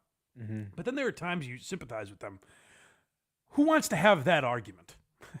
You've taken my best years from me. It's like, okay, man. All right. I have these arguments at home. I'm not going to do it here. You know? Like, Yeah. I get why you don't want to argue with this kind of a guy. Opie tunistic. That's very funny. Opie tunistic. That's funny. Who said that? Tom Bussey. Tim Bussey, sorry. Thank you, Tim. now I'm an old guy and I can finally enjoy my life. I couldn't enjoy my life when I was doing the Opie and Anthony show. It was incredibly stressful for me. I'll talk about my. It seemed like Anthony wasn't having a lot of fun. Yeah, no, he was in his fucking pool in his mansion. Just had people over every night drinking. He has like a life-size replica raptor by his pool. So stressful. Yeah. Now, I have heard many, many times from people that worked on the Opie and Anthony show. And I don't mean I've heard from them. I mean, it's been discussed at length on many forums how little prep work both Opie and Anthony did. They didn't do any work for the show. But let's hear Opie describe why his best years were wasted on this program. Experience. It was stressful for me. Every waking moment of every single day, I was thinking about that goddamn radio show. I was on a glorious honeymoon in Turks and Caicos, thinking about the radio show. It never leaves you. Man, I can tell you're really passionate because you're talking like this. I can tell you're really angry. It's almost like that radio show allowed that glorious honeymoon in Turks and Caicos. I just like the idea of Opie's wife waking up on their honeymoon and going, "Honey, what's wrong? It's 3 a.m. What are you doing awake? Should I call Bobo a retard or a mongoloid when I get that? What is it? I just can't decide. Do I have Rich Voss do math or a spelling bee? I'm just so overworked. What do I do? Damn it. I think I need to tackle the issue of cancel culture. It's running amok. Now, does he talk like that to his wife? Like, what are you thinking about? The radio show. Like, storms out of the room. What do you think? I'm thinking what I always think about. Why are you asking me? Goddamn brain. Trust me, I wasn't going to do it for the rest of my life. Best years of my life I spent doing that when I had youth. And now I'm a broken mess, older, and I finally get to enjoy my life. That is a woman with a now barren womb talking about being with a man for too long. That is such a weird way to talk about a radio show. He's shockingly observant right now, though. So to all these losers in their basements, shut your mouth. You never came close to anything. It's interesting. All these losers in their basements. With what, Opie? Their wood paneling? I think you didn't know who this guy was. That's right. He drinks like a little bitch. Me. Wait, did the super chat say? Oh, the super chat did specify that it was in the basement. with a potato. And producer Chris, he's getting really specific. That's right. He did shows with Cardiff. I know, and Tukey. Yeah, like come on. I don't even know this guy who lives in Rochester. Carl Cheeseburger or something. I don't even know the host of Dabble Con. I don't watch his appearances on the Drew and Mike show. Now, if he said, I prefer the other guy on Who Are These Socials, I'd be like, all right, Opster. Now you're coming around. We were Team Opie for a while. Basement, shut your mouth. You never came close to anything. Anything. As you call me a loser from your basement, I was talking to more people when I was doing college radio. Well, that's not true. It's just objectively not true. But that's just false. Yeah. He also, like Karl has Opie's old partner on. He's had both of them. He's had Norton and Kumi on. That's true. Like, what are you talking about, Opie? Get to some impressive level and then take your dumb shots. Holy crap, enough. I'm not taking any of it. No. Ask me anything. Oh, boy, I'll tell you everything. Oh, I got stories I've never told. They're coming, folks. Oh, it's good, Opie. Wait till you're in your mid-60s to tell them. That's good. Wait till literally no one has paid attention to you for 10 years. Oh, I've got stories. No one wants to hear him anymore. We've heard them all. He's literally saying them into the wind on a beach. Yeah, he is. Thanks, John T. Thanks. You're one of mine, John. You're not going anywhere. You hear me? Thank you, John. Thanks for sticking up for me.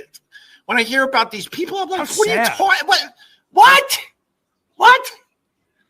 What are you doing? You haven't achieved any level of success, and you're calling me a loser. You know how stupid that is? Can you imagine this guy who went after Howard Stern forever?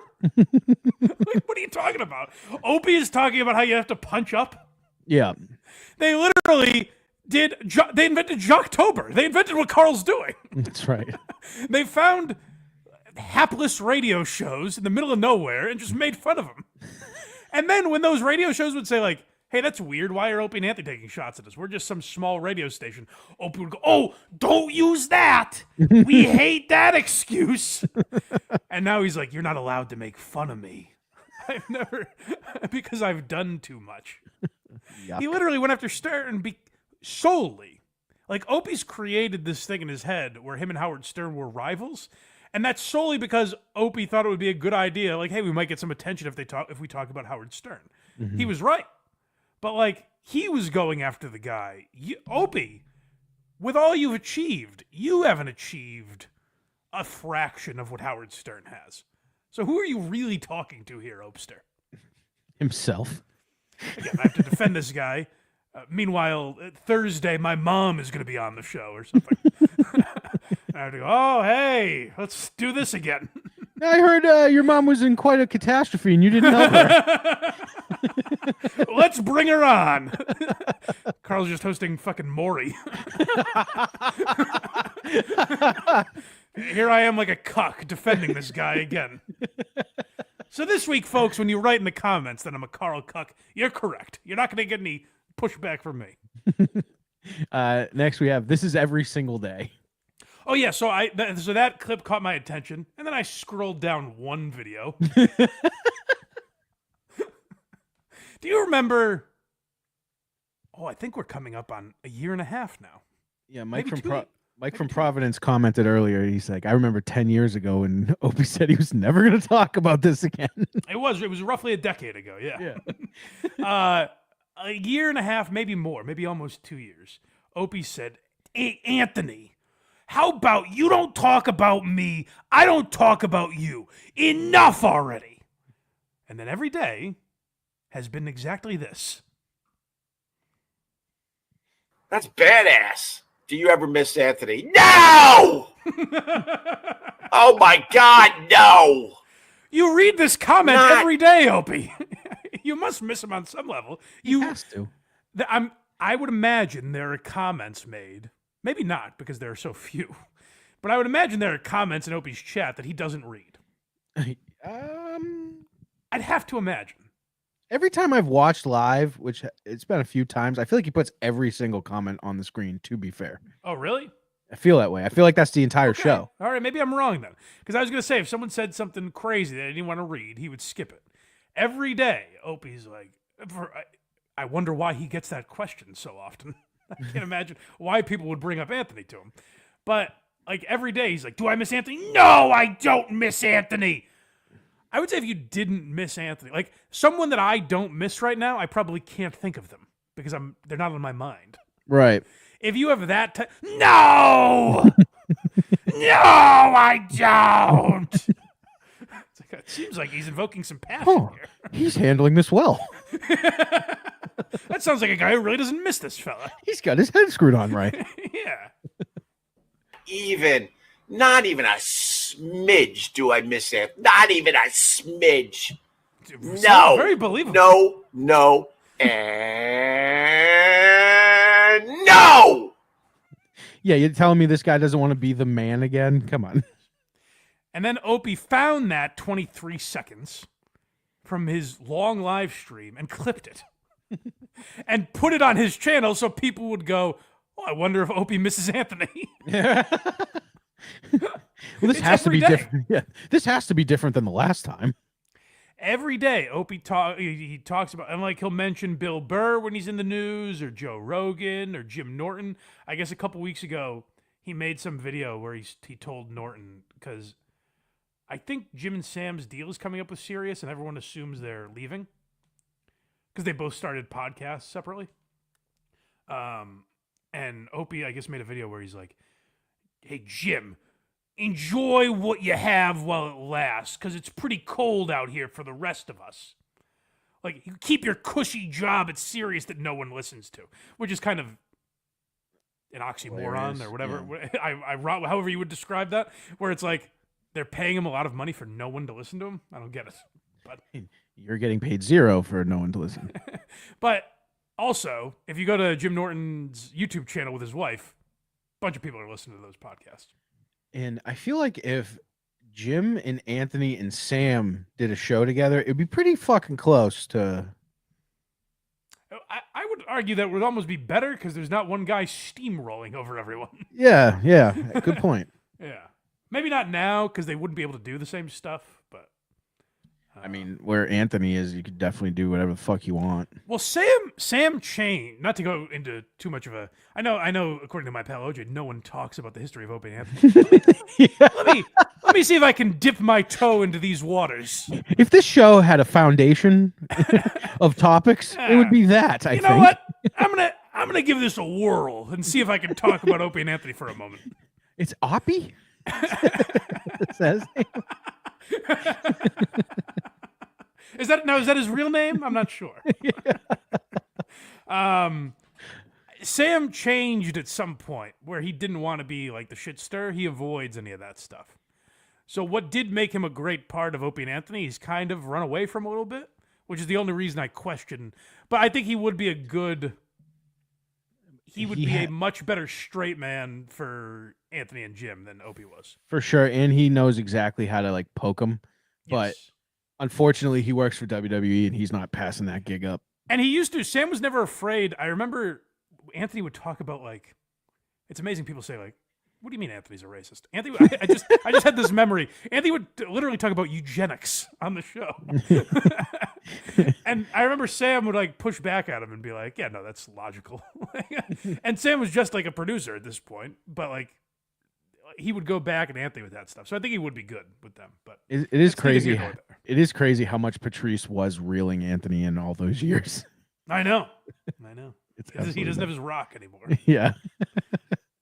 So there you have it, folks. That's me trashing Karl again. I wonder what punishment awaits me on the next Who Are These Socials. You're in trouble, dude. Hey, we've doxed Mike's girlfriend this week. Oh, fun. Isn't that hilarious? Sorry I was so mean to you. All right, what are we doing now? Going to Steel Toe? Yeah, we're going to Steel Toe. All right, well, you know what? We've crammed a lot of topics into a short amount of time here on this show. So I say now it's time to kick back in your easy chair I'm gonna spend a lot of time on this one because a new enemy has entered the chat. Oh no. Craig, I don't want to turn around. He's not over my shoulder, is he? No, he's not there right now. Okay. All right, I can speak freely. This is a very spooky edition of Steel Toe. Because a certain monster awaits us. I don't want to spoil anything. We'll get there. But folks, you're going to want to turn on the lights and check under your bed for this edition of Steel Toe. I will say this is the first time I've had the name of the episode before we even record. Absolutely. And we'll find out what it is momentarily. Here we go. 199 from Shit Show says, talk about the missed goal this week, you boneless. I already did. Bro, you got to wake up earlier in the morning. I said we got our ass kicked last night. Hey, man, I already dressed the big controversy. Hey, listen, I know it's everyone's talking about it, so I started the show with it. That's how ballsy I am. I know everyone. This guy is fucking with you, Aaron. Do you think this guy cares if you talk about missing the goal? He's fucking with you. Real quick, I got 2 super chats. I just want to read them real quick. Okay. I come buck is $2. I don't have an easy chair. I don't quite get it, but dang lizard €2. Blind Mike wastes his best years cucking for Karl. I really have. I wasted my best years on you, you son of a bitch. And this is how you repay me. By $1.20, and but we're in a place now where we can actually take that hit, so that's kind of nice. Oh man, we battled our way back. Yeah, hasn't it always been the same? How did he get there? Every week is like a hellish nightmare racing to the goal. Is he still riding the election night high? Oh, you might be right. Yeah. You might be onto something. Yeah. He made so much money the night of the election that he never has to work again. Yeah. Yeah, it's a surplus that he's got. He buys a house next to Opie. One day we'll look at Steel Toe the way we talk about Bill Clinton. It's amazing. He left office. So Steel Toe, but like every day is a race to the goal, and he's like, guys, we got to keep the lights on here. And then he's still like, he makes most goals, but he misses some. And then all of a sudden he's like, finally, a little breathing room. Based on what? What are you talking about? Matched our way back. We took a hit last night. But what do? We move on. We knock out today. 320 away from today's goal. Wow. Here it is. What heroes work. The title of what we've All right, been talking guys. about on the screen. Like I said, turn on the lights. Check under the bed. I promise, no one's in your closet. Or is that what I want you to think? When a certain shadowy figure looms. Oh! Aaron, take it away, but be careful. Thank you. 305 away from today's goal. Hey, guess what? We drop another 5 on that goal, and we hit 300. Oh yeah. By the time we hit 7 o'clock, which keeps the Beggy. What terrible timing. I'm feeling pretty good. I've got my guard down. I'm feeling a little loose. Ain't nothing gonna ruin this day. Wearing your sweats, feet up. Oh, I am chillaxing. Hope nothing bad happens. By the time we hit 7 o'clock, which keeps the Beggy Monster at bay. Now people have Where is pointed he? out that have tried to donate on PayPal. He's not here, is he? This would have been a perfect opportunity to have HACKRIDE Studios just start talking. Oh, yes, I am.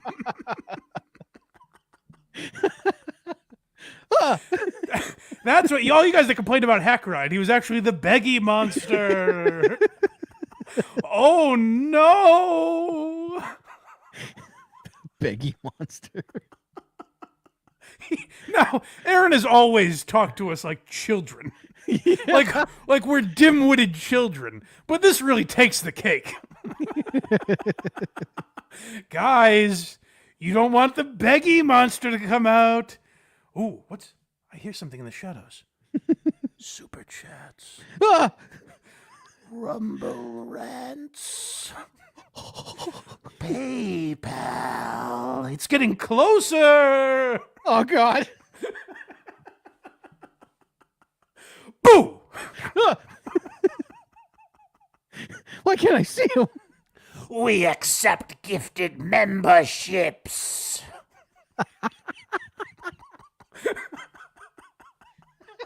Tell your friends to support the goal.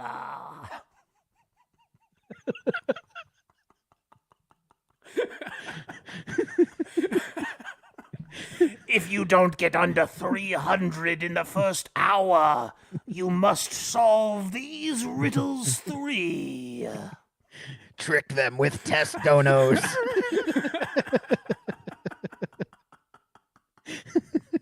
Oh, yeah, I'm jumping ahead. This was the douchiest goal. Honestly, I could continue this podcast by just watching the Thursday episode of every Steel Toe. Jeri Lehane in the comments says this guy's name could be, instead of Gollum, it can be Golem.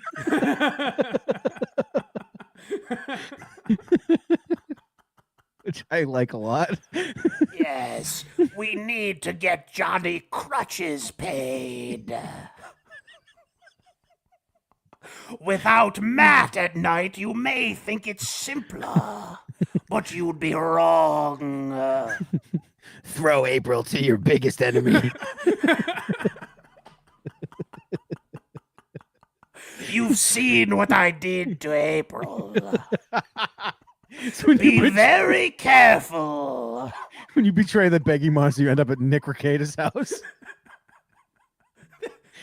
Now listen, I'll accept a certain amount of being talked down to, as you've seen. I will not allow a grown man to tell me to beware of the Beggy Monster.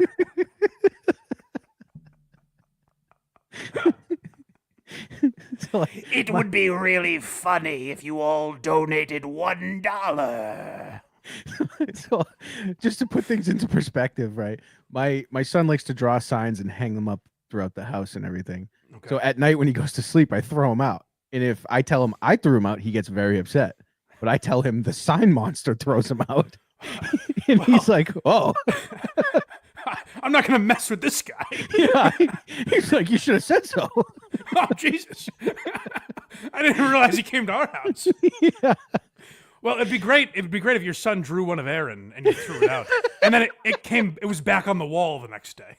That would freak me the fuck out. The Beggy Monster. Have you Venmo'd me, Craig?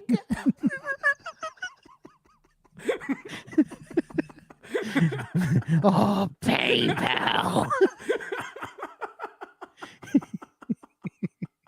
Did I hear you laughing at Rumble Rants? No, sir. The Beggy Monster's just in the cuck chair in the corner jerking off until the donos stop. All right, let's see what the Beggy Monster's got in store. 7 o'clock, which keeps the Beggy Monster at bay. Now, people have pointed out that have tried to donate on PayPal, that PayPal is down. That is true. So just use Rumble, use YouTube, use Venmo. Those are the ways to do it today. Else. If you don't hit the goal, I'll take your firstborn. Now, you might think maybe that was just an off-the-cuff thing he said. He threatens us with the Beggy Monster 15 times in this episode. I shit you not. He mentions the Beggy Monster every 10 minutes. Hey, let's knock out the goal without it. Thank you, guys. Very, very much. Yes, we are more people writing in that PayPal isn't working. I am aware PayPal is having outages. I have thwarted you again, Aaron. We're going to be here till 5, by the way. What will you do without PayPal? People may have to visit Venmo or Streamlabs. Aaron, why don't you tell them where they can donate? No! I swore I wouldn't, Beggy Monster.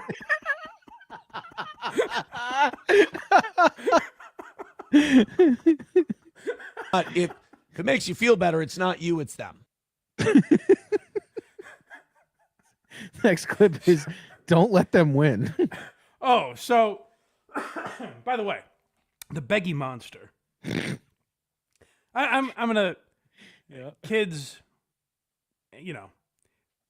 if you believe that Santa Claus is dropping off some gifts under the tree next month, He is. I know he is. So I would say to those kids, turn off the podcast.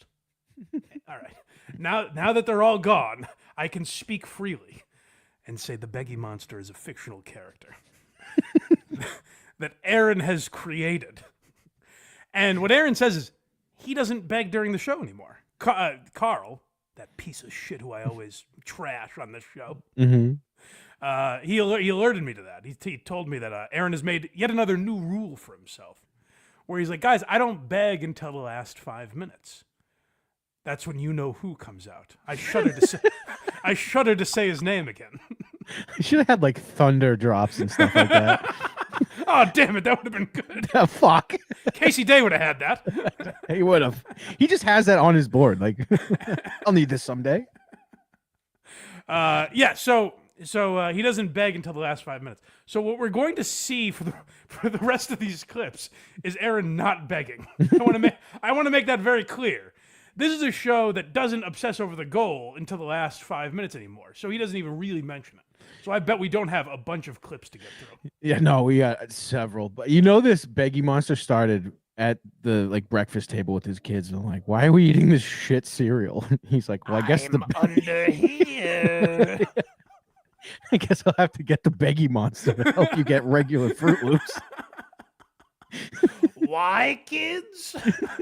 Because he has abandoned me. The Beggy Monster is just malnourished Aaron. When Aaron needs to eat, the Beggy Monster comes out. The Beggy Monster comes up at the club when he's trying to meet a lady. Please come home with me. Patrick Melton is laughing at you, Aaron. He's basically the Green Goblin.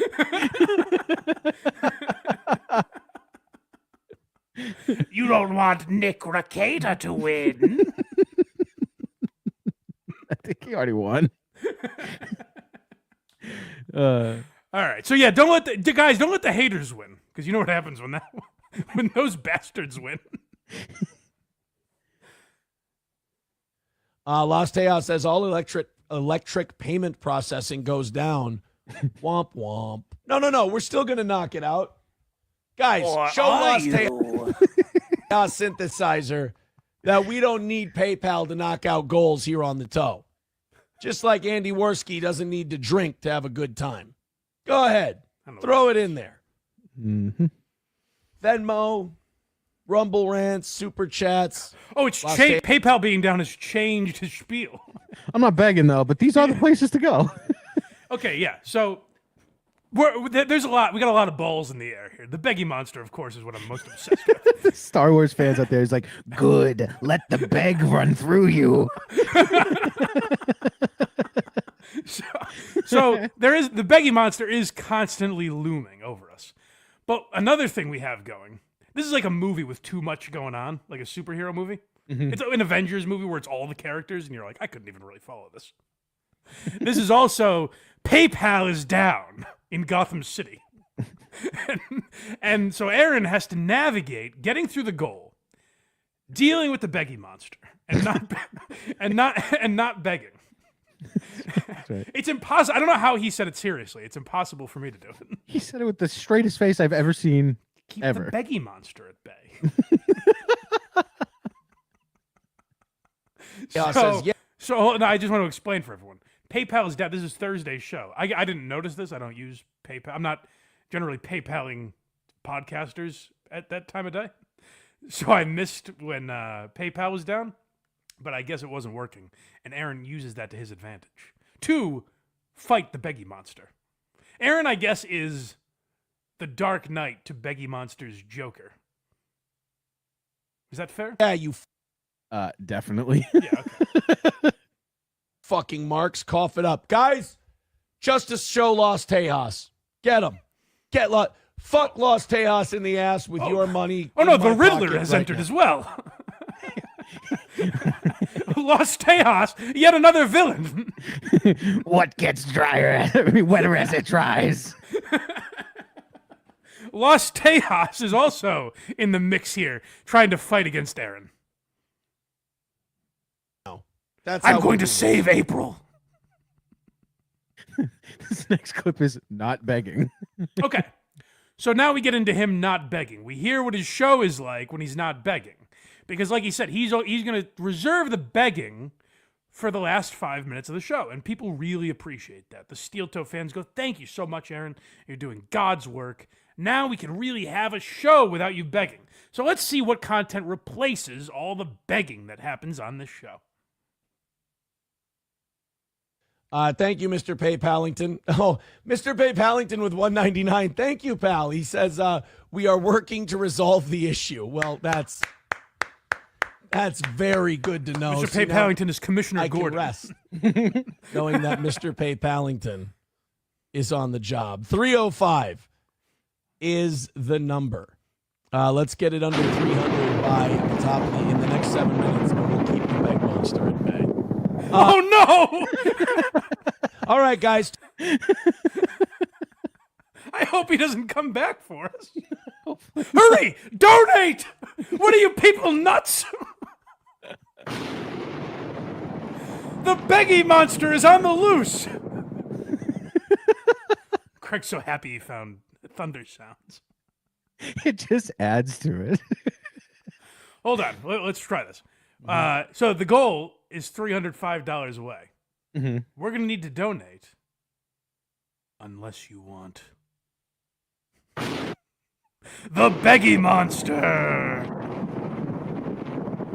All right. Not as smoothly as I was hoping for, but I thought you paused and I was like, oh.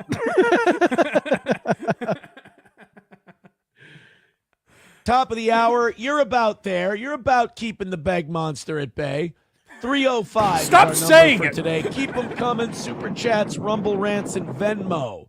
Let's knock it out. Nothing in the old Venmo yet. He's really good friends with the Beggy Monster, so he just calls him the Beggy Monster now. for short. Hey, listen, pal. Beggy Monster was my father. Robert De Niro, as I like to call him, Bob. Yeah, right. Aaron's just showing us what an elitist he is.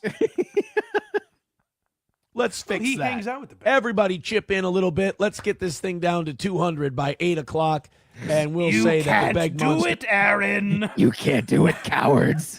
No one believes in you.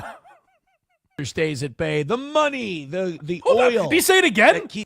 Go back. He said it the third time in He this said it so short many rant? Yes. I went back enough. We probably get It's a a shame couple. Aaron missed Halloween because kids would have been dressing up as the Beggy Monster. Give me candy. Old Venmo yet. Let's fix that. Everybody chip in a little bit. Let's get this thing down to 200 by 8 o'clock, and we'll say that the Beggy Monster stays at bay. The money, the oil that keeps the joints greased for this program, let's go ahead and throw in. Everybody do it. Another win for the toe, etc., etc. The oil that keeps the joints greased on this show. I think the Beggy Monster is just full blown next to him at this point. The Beggy Monster has a gun to Aaron's head. Yes, he's underneath the desk pointing it at his abdomen.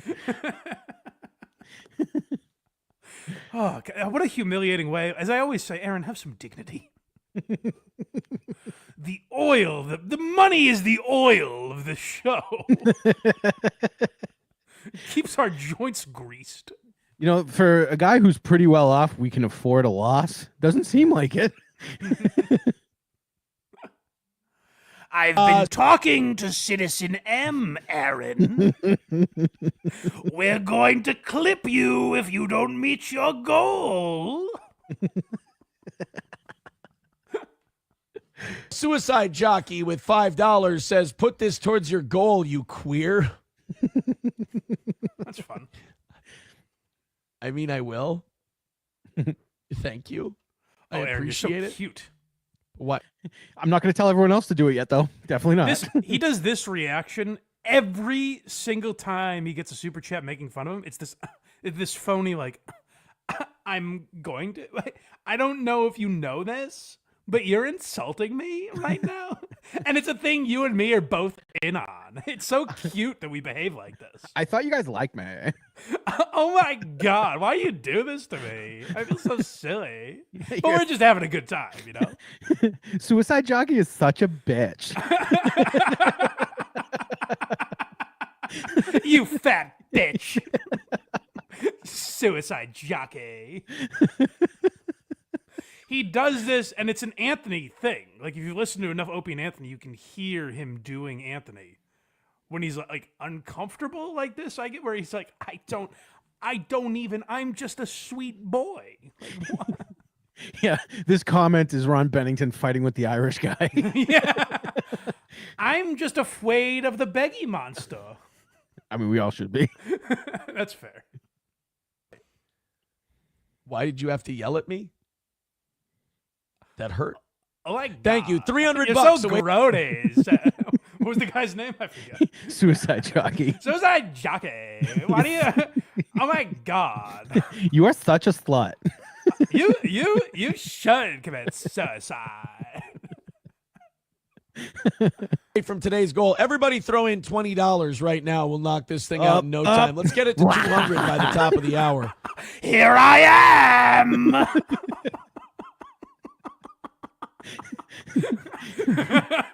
I wish every time he did that, you'd hear like a door slam in his house.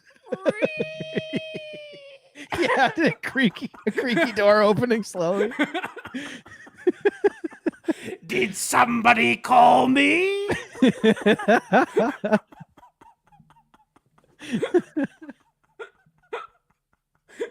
I don't care. I'll tell you now, we're probably too deep for this warning. But if you don't want an hour and a half of me doing that voice, I appreciate you watching this far. Punch out, as they say. Yeah. Getting serious.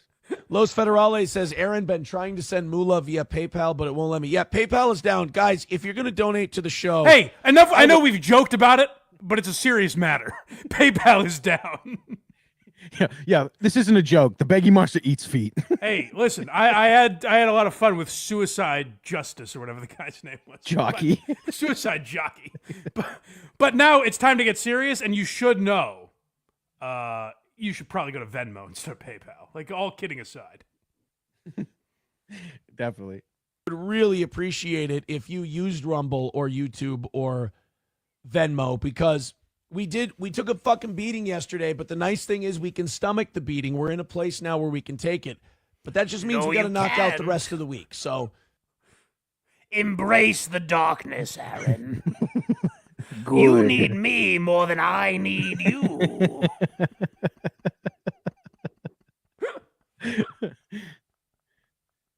Please find another way to contribute because PayPal is down.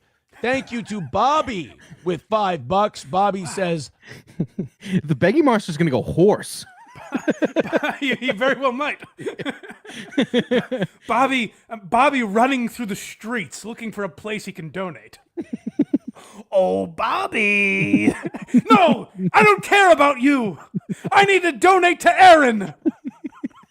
You don't scare me. Is everyone hiding under a blankie with their stuffed animals, hiding from the Beggy Monster? Well, not Bobby. He's sprinting through Gotham to get Aaron this $5. Keep him at bay. Beg Monster over on Venmo. Thank you. This is the Morgan Freeman speech where he's like, this man did drugs with children in the room. This man begs for the goal every day. And you expect to humiliate this man? I don't think so. 5 away from today. Thank you. Good. Thank you very much. Mount Franklin says, I'm a student of the School of Toe. First lesson, the toe always wins. Yes. Aaron, that's a man fucking with you.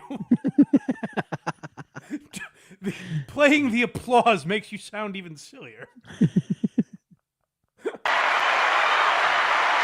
Absolutely. So, letting like, it play out too. For example, Mount Franklin is right about that. It's because the people who don't like me take this shit so seriously and they get angry at me for whatever reason. I don't know. I don't think this show should make you that fucking It's because passionate, which is Patrick Melton has been corrupted by the Beggy Monster. He's got a bite mark on his neck we didn't see. I have to think I say that. I say that, and on the screen comes like bam or pow. or I say it in like a bunch of newspaper headlines like Melton and Beggy Monster work together.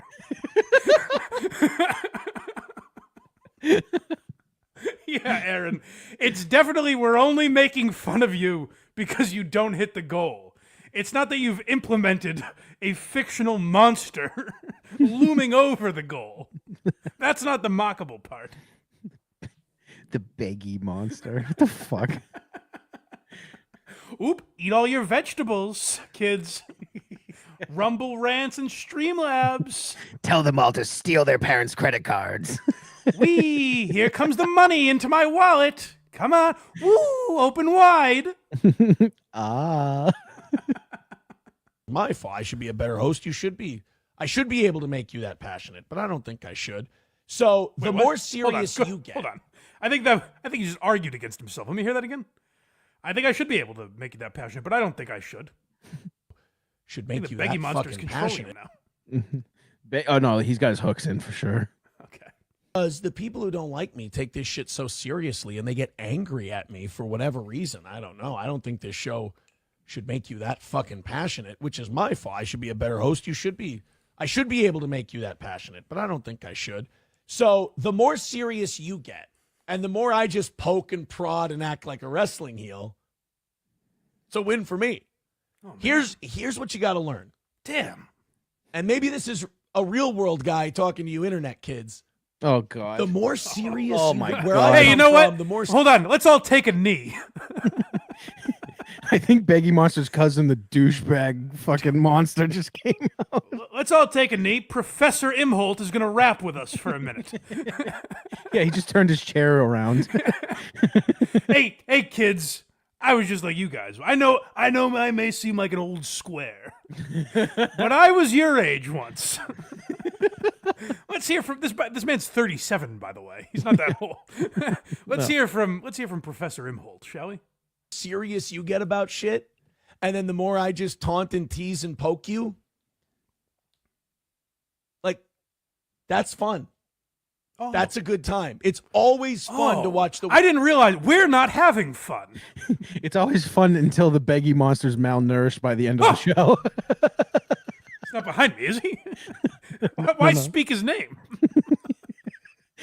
He's like, yeah, I'm pretty cool until the last 5 minutes. I like the idea. Like, say what you want. Whether or not you found this segment funny or anything, does it look too good like two guys who aren't having fun because Aaron might hit his goal? You know what I mean? Like, you could say this is a shitty segment if you want, but we're certainly having fun at your expense, Aaron. I'm sorry to tell you. Meanwhile, in Aaron's mind, headlines read, Melton and Beggy Monster defeated again. Safe to come outside in Minnesota.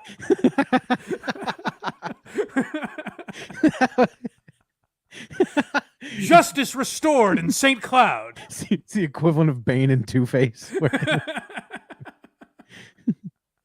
Serious people go nuts.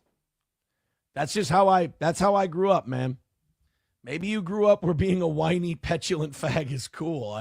Whoa! This guy talks like us. He's a teacher, but he talks like us. Now the Edge Monster's here. Hey, brother. Hey, man, call them gay. I'm the Edge Monster, but I'm not like that bitch, the Beggy Monster. Quick, call them gay. We get back to ripping cigs. I'm so glad Aaron came down to our level to talk to us, like we're adults, man, because we really are, you know. Parents don't get that, but I'm like an adult basically, and Aaron gets me. He is the "How do you do, fellow kids" meme right now. 5-0 in the 320 becoming a member for 30 months. Thank you very, very much. 295 is the number today. Aaron measures his members like babies. Literally. The way he talks to them, the way he measures their age. Oh, you're about 30 months old. And there's been like a string of like kids going missing in Minnesota. It's just sacrifices for the Beggy Monster when he doesn't hit the goal. Hey, Dang thank lizard, you very 7 pounds, 8 ounces, one month. very much for that. Streamlabs, Venmo, Rumble Rants, Super Chats. Thank you guys very much for your contributions. Keep them a-coming. Well, we've been so distracted that I forgot to remind you that isn't begging, by the way. No. What you just heard was Aaron doing a show without mentioning the goal. That's what we're hearing so far. Yeah. This is a guy who doesn't talk about the goal at all anymore until the last 5 minutes. Next, we have the most reprehensible act yet. Test donations. It will fool all of them. They won't even know they're donating. Yeah, so this is another gimmick that Aaron comes up with. He's just so clever, this guy. Birdman says PayPal is coming back. I sent a $2 test dono, and it seemed to work. Hey, guys, you know what? I have an idea. Here's the grift. This is the grift today. Everybody throw money he's saying into it's a PayPal grift, to so see we if it's can't accuse him of grifting. That's true. He took all the power away from us. Brilliant. How does he keep doing it? Every turn, I try to get this guy. working. Click on the PayPal link and throw PayPal some test money. What do you say? That's what I think we should. In the light, Aaron. Disguise me, Aaron. I'll work with you. This is the Beggy Monster's Trojan horse. This is the Sith Lord recruiting Darth Vader. Aaron just wheeling this thing in. We're like, hey, nothing to see here. The Beggy Monster's definitely not in there. Gotcha. Be doing today. Let's knock out our goal with test money over there on PayPal. The links are in the chat. Throw it in there and let's see what we can do. That's what I think should happen. There you go. There's all the links. They're right there in the chat.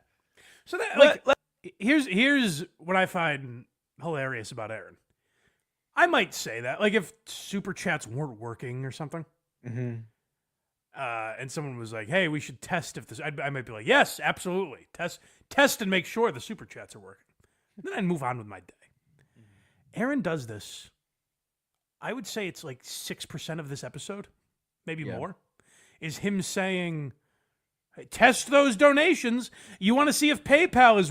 Aaron, we got the joke. We got it, man. You don't have to beat us. My head is fucking pounding from you just beating me with it. We got the joke. Test if PayPal is working. It is. We understand. It'd be so funny if people went to PayPal and sent you money. It would be hysterical. I wouldn't need to watch Anthony Jeselnik's special because I'd be on the floor laughing from how funny it is if people sent you PayPal donations. But we got it and we can move on. Everyone really should send us some super chats right now. Please send them down. Like I'm fucking Just test. Test our super chat machine. please. Let's see. Let's take a look. Let's do some test donos. Hey, thank you, Aaron, for the $9.99. Very, very cool. Cool. There's $2. Oh, there's that $2 test. PayPal starting to come back. Well, I'm not sure. Oh, I'm not sure if PayPal's back. We have to Brilliant, get Aaron. confirmation from everybody. I did this in the J37shop.com ad read, where I say, like, Joe from Virginia tells me that he updates it every day. I say, go test on that. Check. Make sure he's not lying to me. I don't do 4 hours of it. That would be clinically insane.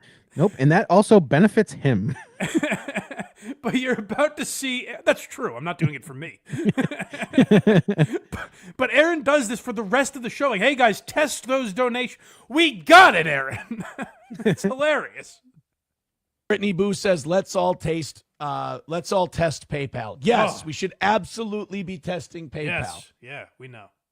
Mount Zero says testing 1, 2, 3 and throws in $10. All right, super chats are working. I'm thirsty for test donations. Quench my thirst, Aaron. Satiate me.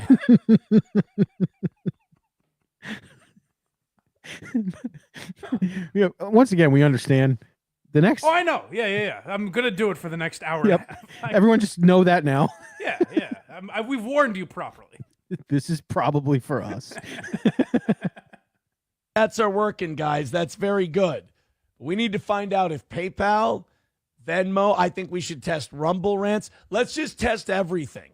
Oh my God, you cutie. What, am I doing something silly? I don't even know. Am I being cute? No, I just think people should test Rumble rants and super chats. Am I being coy? Me, Aaron? I'm such a skank.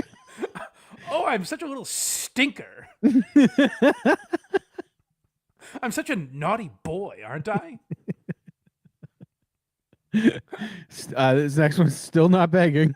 Okay, good. Well, he's not, because, like I said, he saves the begging now for the last 5 minutes of the show. So let's continue to see what he replaces that content with, because it takes up so much time. As I've said, our friend Real Media Player puts together these compilations that are a half hour, sometimes an hour long, of Aaron begging. So that's a lot of content to make up. What does he do instead of begging? Side. Oh, look at this. Gray Duckling with $10 says testing PayPal, you UK cigarette. Well, that's a Vance with $10 says PayPal still Aaron, you almost said a no-no word. What a naughty boy. Oh my goodness. You are such a dastardly little fella, Aaron. Doesn't work, get guys. away with this. We got to keep testing PayPal. Vance says it doesn't work. So I'm not really sure what's going on here. You know what I like about Aaron? He goes right up to that line, but he always knows not to cross it. How does he lives on that line? How does he do it? Remember Norm Macdonald's joke where he's talking about, he's like, this is how I'd kill a girl. And he's like, I got a cheese sandwich, all coy. Yeah. That's Aaron right now begging. Yeah. Hey, come on into my van. I have a cheese sandwich. He's got a weird multicolored ball. Doesn't work. I think we should keep testing. We're at 255 so far this morning. Looking to get to 200 by 8 o'clock. Let's see if we can get there. PayPal's been down a lot. We're still testing it to make sure it's working. Oh my goodness. Andrew says, I hope people don't. I am so naughty. He even does like that. I am such a randy little minx. Oh my goodness, am I a slippery devil? Keep paying you to say mean things about me. Oh, you hear that? Andrew doesn't want you guys to keep paying money to say mean things about him. Oh, Andrew, you thank you scamp. very much. Aaron, we can hear you. Come on, Aaron. Aaron is the equivalent of a kid playing hide and seek, and he's just under the blanket on the couch. And you're like, where's Aaron? And he's like, hee hee hee. Hee hee hee. Oh, they can't see me under here. Hee hee hee. Like hides behind a street sign post. It's like, I don't know. Aaron's not in the living room, so I guess I better stop looking for him. Hee hee hee hee hee. Can't even joke about that, dude. That's when the Beggy Monster attacks. Oh, I've always been here. You can't hide from me, Aaron. Oh, you hear that? Beggy Andrew Monster. doesn't want you guys to keep paying money to say mean things about him. Andrew, thank you very much. Coltrane says PayPal isn't working. Well, you hear that, guys? PayPal still is not working. He is such a little devil. Can I let you in on something? This is his whole show. Well, yes. But I think PayPal was working. No. And I think Aaron knew it. Didn't you, you little devil? The Beggy Monster is terrifying and everything, but he is honest. That's true. I don't know. I think PayPal might have been working, and Aaron was pulling our leg. It sounds like we need more testing. Up. Let's see. Trucker 18 Wheeler with 1047 says test. Well, I don't know. So we got one guy saying PayPal is working. Remember the episode we did where we said that Aaron was Chip Chipperson? Yeah. I don't know if you remember Chip's catchphrase. I'm just being cute. Aaron thinks he's adorable. Yeah, we call him Toe Toerson. That's the grossest part of Aaron is that he thinks he's adorable. Oh, me, Aaron Imholt. No, I just want to know if PayPal's working. What sly smirk? Not me. Other guy saying it isn't. I think this requires more study. I think so. And also, Andrew says he doesn't want you guys paying any money to tell him to go fuck himself. He doesn't like that. Andrew has come to the dark side.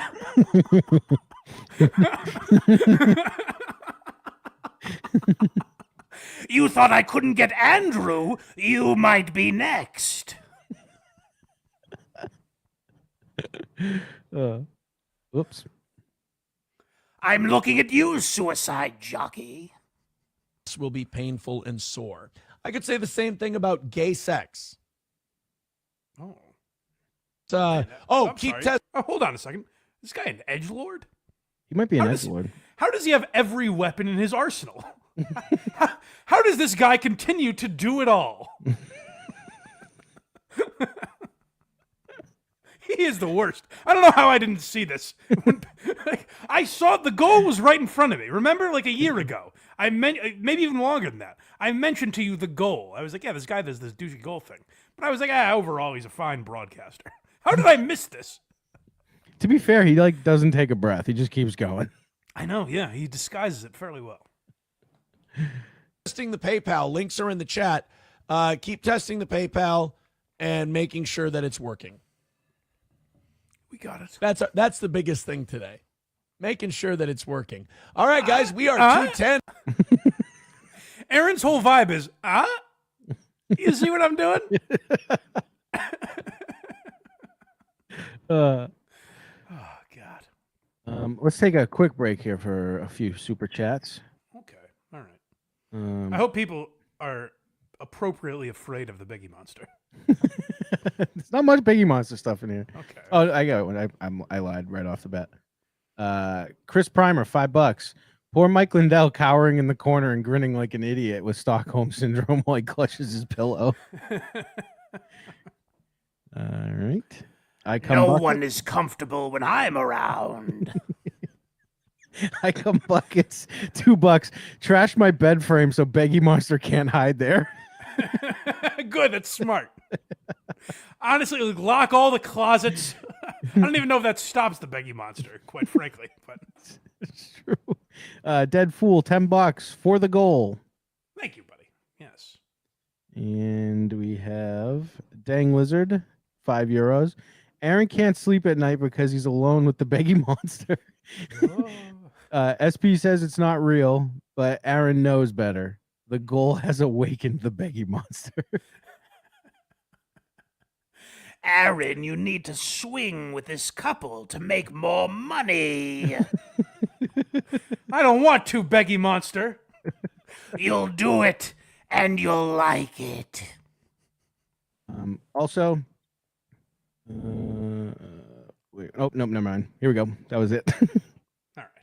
Away from today's goal, keeping the Begging Monster at bay. Hey, I appreciate that's not it. his And name. That's his formal name. When he's signing legal documents. All right, right here, Begging Monster. He's Beggy Monster. Are you not terrified? So, making the people who come here just to be angry with your boy seethe and be mad. Oh, I'm like seething the right bitches now. on The View. I like them. I'm seething that you introduced me to the Beggy Monster. I've had many a good night's sleep until now. The problem is, I don't think we're ever going to be able to do steel toe segments without the Beggy Monster. Why do you say that, Craig? Oh, fuck, I'm kidding. I'm glad you're here. Sorry. You don't like having me around? He's just looming. We got a lot of Joy Behars that watch this show. How you guys doing today? Are you doing all right? Have I upset you yet? Hey, it ties into an earlier Are you subject. still coping That's and right. pretending that you're doing this because it's fun for you and not because you can't help yourself? Come on. What? Hold Come on. He is right. I can't help myself. When I heard this, I was like, I need to talk about it. So from that perspective, he is right. You guys be the judge. Guys, hit us with some super chats. Satiate my friend, if you would. You tell me. Do I seem like pissed? do I seem mad as fuck that Aaron's gonna hit his goal today? You're just fuming. Oh! HACKRIDE says, Why does he keep doing it? HACKRIDE says the Beggy Monster is the part of Aaron's persona that collects donations and sips cum. Oh, by the way, everyone, stay right where you are when this show ends because we're getting sent over to HACKRIDE's chat show. Oh, and yes. their goal not is even the to- chat. Not even the chat show. I think they're doing a show today. Are they? Okay, Yeah. but their goal is to have 100 people in the chat today, so help them hit it, please. Yes, that's their goal. That's their It's weird goal. how some goals actually don't take everything from someone. You know? They're attainable. They just want to have fun with the people watching the show. It's weird how there are goals where people don't have to give you their hard-earned money. They will accept it, but it's not required. They just want your presence. Yeah. Check out DJ ELECTRA and Casey Day later. You can do better. Come on. See, It's he's hate inviting time. you there. I know it's early in the morning, but you can do it. Wake up, brush the sleepies out of your eyes. Let's go. I don't, 5 more minutes, Erwin, please. I want a coordinated attack where no one tips him for a show. I know, we can't. Oh, really, Craig? You just... I'm begging for different things other than money. Oh, do you? I almost got a full sentence out as me, and then And you were overtaken.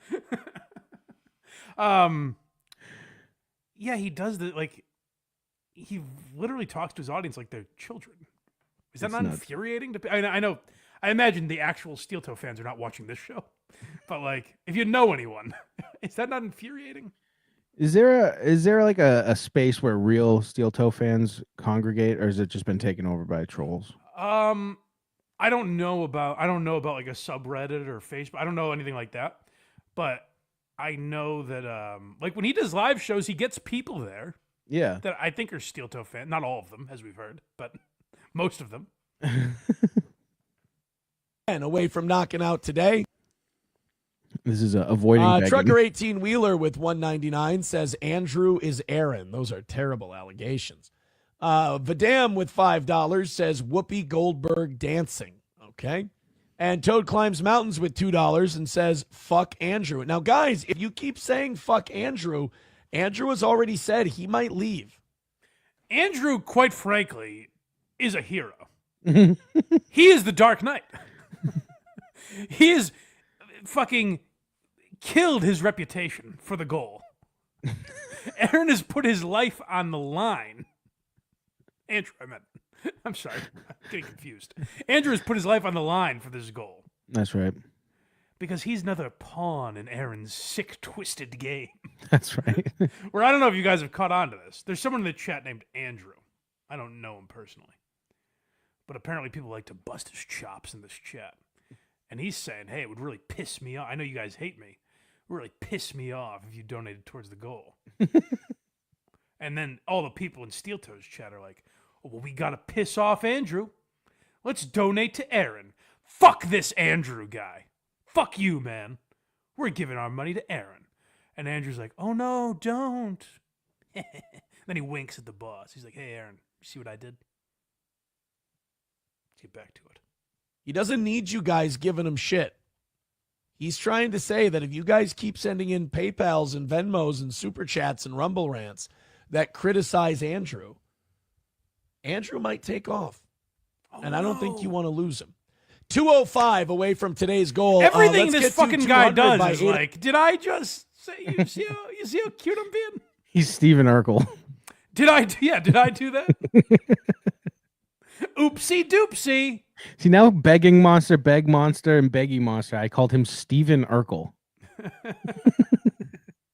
The clock, and it keeps the Beg Monster at bay. Not only that, guys, we're God, testing dude. PayPal. PayPal had outages earlier today, and we want you guys to test PayPal just to see if it's working. You know, it's really helpful to find out that stuff is working. You guys have a chance to help people today. Did I goal that? Did I goal that? That's very funny. Go back to Rumble Rants, Steve.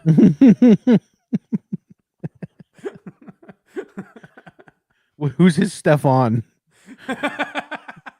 That's the guy who's doing drugs with Nick Rekieta. I was going to say just Nick Rekieta. Yeah, honestly.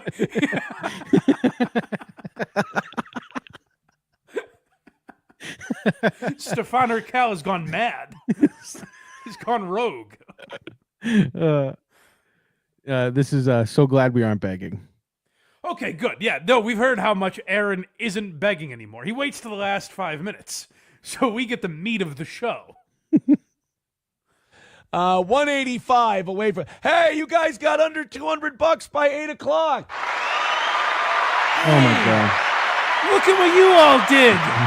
That's fantastic. You guys are keeping the beg. It's a beautiful day in the neighborhood. A beautiful day in the neighborhood. Won't you be mine? Aaron's doing a children's show masquerading as political talk. He calls people gay sometimes, so that's why it's cool. I can't wait till the Beggy puppet comes out. It's just a sock with fake. Yeah, exactly. It'd be really swell if you donated to the goal today. King Monster at bay today. 185 away from today's goal. Keep it going. Keep testing PayPal to see if it's back up and running. We appreciate that. And remember that if you contribute Super Chats or Rumble Rants and you're shitting on Andrew, Andrew has threatened that he will leave. So guys, Andrew is our friend. We're just about to learn math today. I can't believe this guy's for real. If Craig donates $10 and Mike donates $5, how much is that to the goal? For some reason, $8.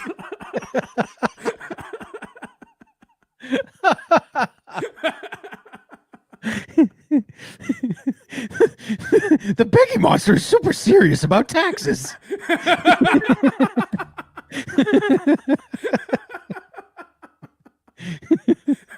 The Beggy Monster does YouTube's percentage math on the fly.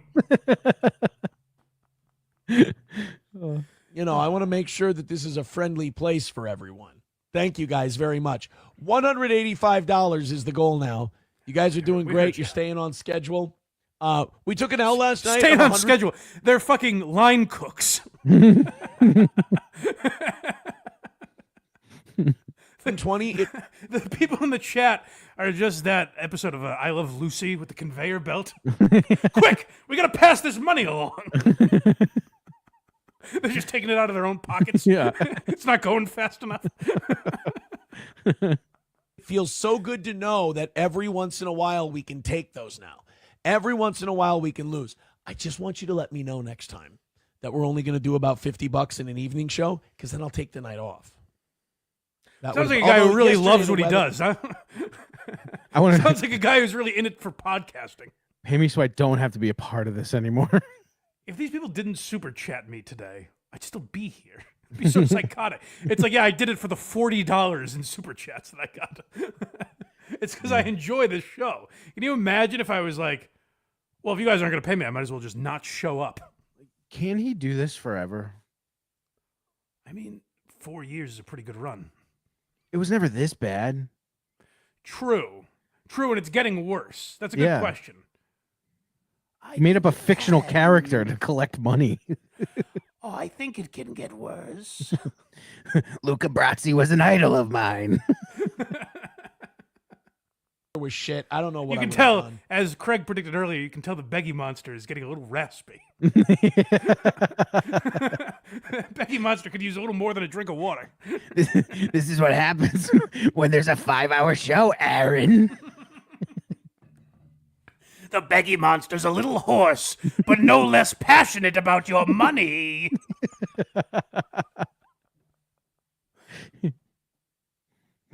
Okay. This next clip is called Beggy Monster Looms. Ooh, I'm back.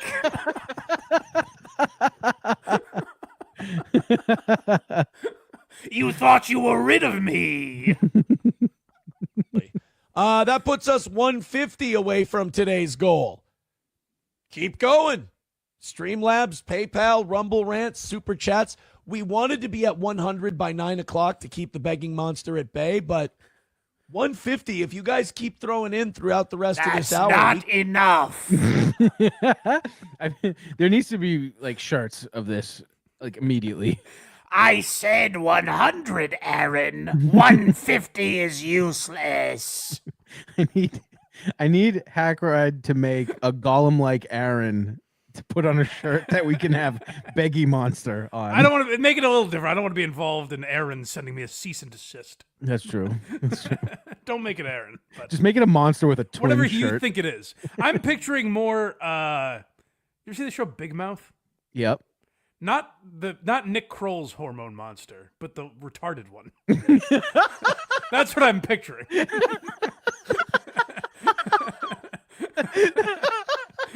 That is so perfect. Nice. We can beg our way to zero. We took a $120 L Yes, last we night. can. And it's nice that we're in a spot where that's not a deal breaker anymore. So look, we'll just take the L, whatever. But let's post a W Never today. take the L. That sounds like a good time. Let's post a W today. Everybody $5-10 at a time. We'll nail this. You want to throw in 50 or all? Chad got 100 from the legend. I mean, fuck. Yes. I should be Higher able to and do it. higher. Tell them they can Chad donate can do it. $1,000, Aaron. It's offensive if I can't, to be honest with you. Wait, go back. What did he say about himself there? Something conceited, probably. How cool is he? Yeah, I just want to know exactly how cool he is. I'm sorry. Legend. I mean, fuck. I should be able to do 100 if Chad can do 100. It's offensive if I can't, to be honest with you. Chad satiates me, Aaron. Chad feeds me. Why aren't you feeding me, Aaron?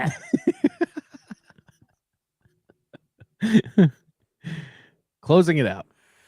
All right, guys. Like I said, 145 away from KO in it today. Let's have a couple of big drops. Let's have a couple of 20s drop in via PayPal. What are you grossed out by? It's KOing it today. You know what that stands for? It's knocking out, but he said it in a really cool way. He abbreviated it. That's why I said ew. Yeah, knocking it out. What's wrong? That's cool. It's boxing terminology. That's true. I guess that's He's pretty knocking out sick. he's KOing this goal, baby. You've been knocked out, goal. I keep forgetting he is a big boxing fan. The goal is seeing stars and little Tweety birds. Or Venmo. And let's really start putting this thing to bed and closing it out for the week. Last YouTube goal of the week. Next we have almost begging. And this, by the way, Has not been begging.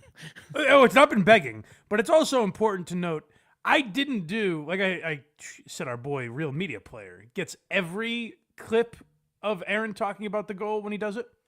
He'd be mad at me because I didn't clean my plate. I left some goal behind. I didn't even find every clip, just the douchiest. There's a lot of like 20-second clips of Aaron being like, come on, guys. We got to get... So it's still most of his show. That's so crazy. It's talking about the goal. I guess he's just not, in his mind, not begging. So it's better.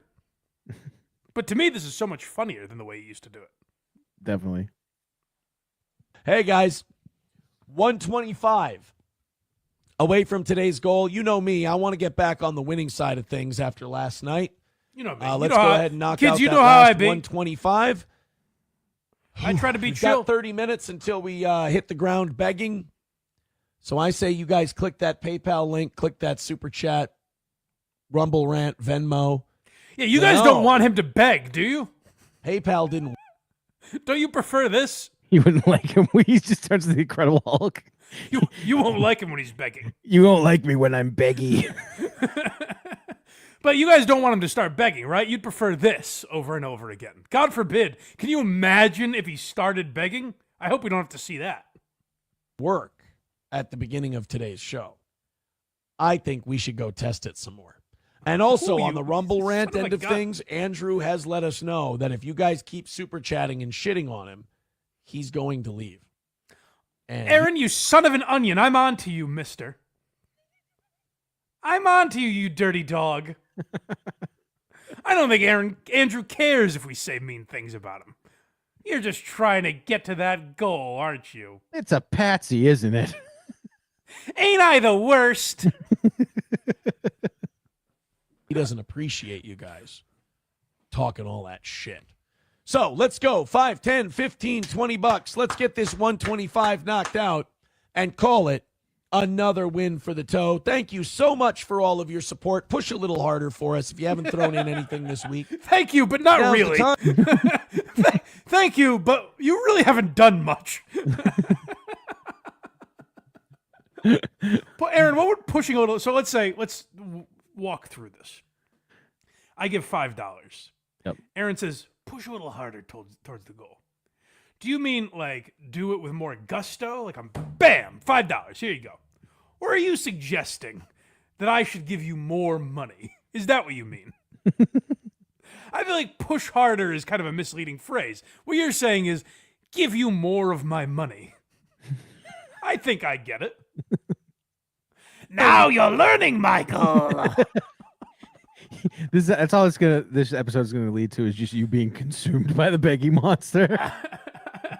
And later I'm just like, hello, Alba. She's like, what are you doing? Next episode, you're gonna have a cardboard cutout of the Jordan's furniture guy behind you.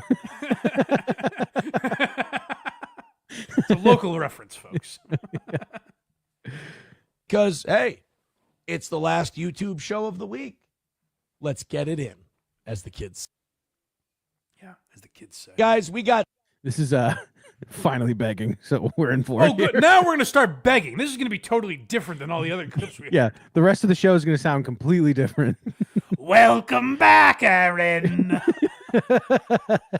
I knew you couldn't resist me. Beggy Monster put on a short skirt. Well. It's finally time.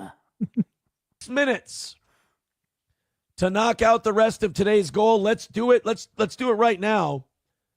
And then let's just get right into overtime. We don't need to take the whole 6 minutes. Everybody throw in a couple of bucks. Streamlabs, PayPal, Venmo, Super Chats, Rumble Rants. We've only got $70 left. Is PayPal working, though, Aaron? He didn't tell us, so we have to try. All right, let's limp to the finish line here. I got to say, you guys had a full goal today. And you've done a fucking marvelous job. You guys had a full you had a full goalgasm. That's good, but that's not even what he's saying. He's saying, I gave you guys 2 scoops of broccoli, and you gobbled it all up. Who's my big guy? Oh, you ate all your vitamins? You cleaned your room? You took the trash out like a big boy? But I need you to do one more thing for me. We got to hit that goal, buddy, okay? Yes, Owen. The worst thing is we're just realizing this is a children's show. It is, yeah. Now it's important to clean up your room and make sure the goal has been hit. The goal monster is just Mr. Sacco. Get off. $2-3 at a time, $5 at a time, $10 at a time, 20. Doesn't matter. Let's get it done. Let's get back on the winning side of things. Mr. Last Imholt? night we took $120 Mr. hit, Imholt. but still Mr. Imholt, Sorry, I was grabbing something. will you accept $50? What about 100? Would you let me give you $100? Call him a cheapskate, Aaron. Aaron, tell them the amounts they can donate. Perhaps they've forgotten. So is finally in a position to absorb a $120 hit, but we don't want to take 2 in a row. So let's call it another win for the toe, and let's get our W right here and right now. Everybody throw in a little bit of money. We'll get this thing knocked out. We'll call it a victory. We'll get our pride back, and then we'll do a half hour Aaron, of overtime for you. You've done a lot in this episode. One thing I can't imagine you've done in anyone's eyes is restore pride. I can't imagine who is watching this and going, finally, he's got his dignity back. Restore some pride. You would need like 3 months of turning like super chats off for that to begin. He would need 3 months of working in soup kitchens and working with sick kids. Today, 5 minutes to go. Everybody throw in. We'll also finally check out this fucking Kyler thing. Everybody keeps talking about. Do not get me started on. If you thought he was being cute, I don't know what this is. So there's a show called Kino Casino that covers Nick Rekieta. Yep. I think they do very well. I'm not too familiar with them, but Aaron interacts with them. And there's some storyline involving a guy named Kyler. And Aaron thought it was the funniest bit to go like, oh, Kyler Murray from the Arizona Cardinals. Ain't I being cute? Like, I don't know who's... And he just kept doing that. He's like, yeah, Kyler Murray, right? And then the chat is like, yeah, it was Kyler Murray, Aaron. And Aaron's like, totally, I know. So Kyler Murray from the Arizona Cardinals was on Kino Casino. And it's like, Aaron, you think you're so adorable. And it's nauseating to watch a man nearing 40 think he's a cute little guy.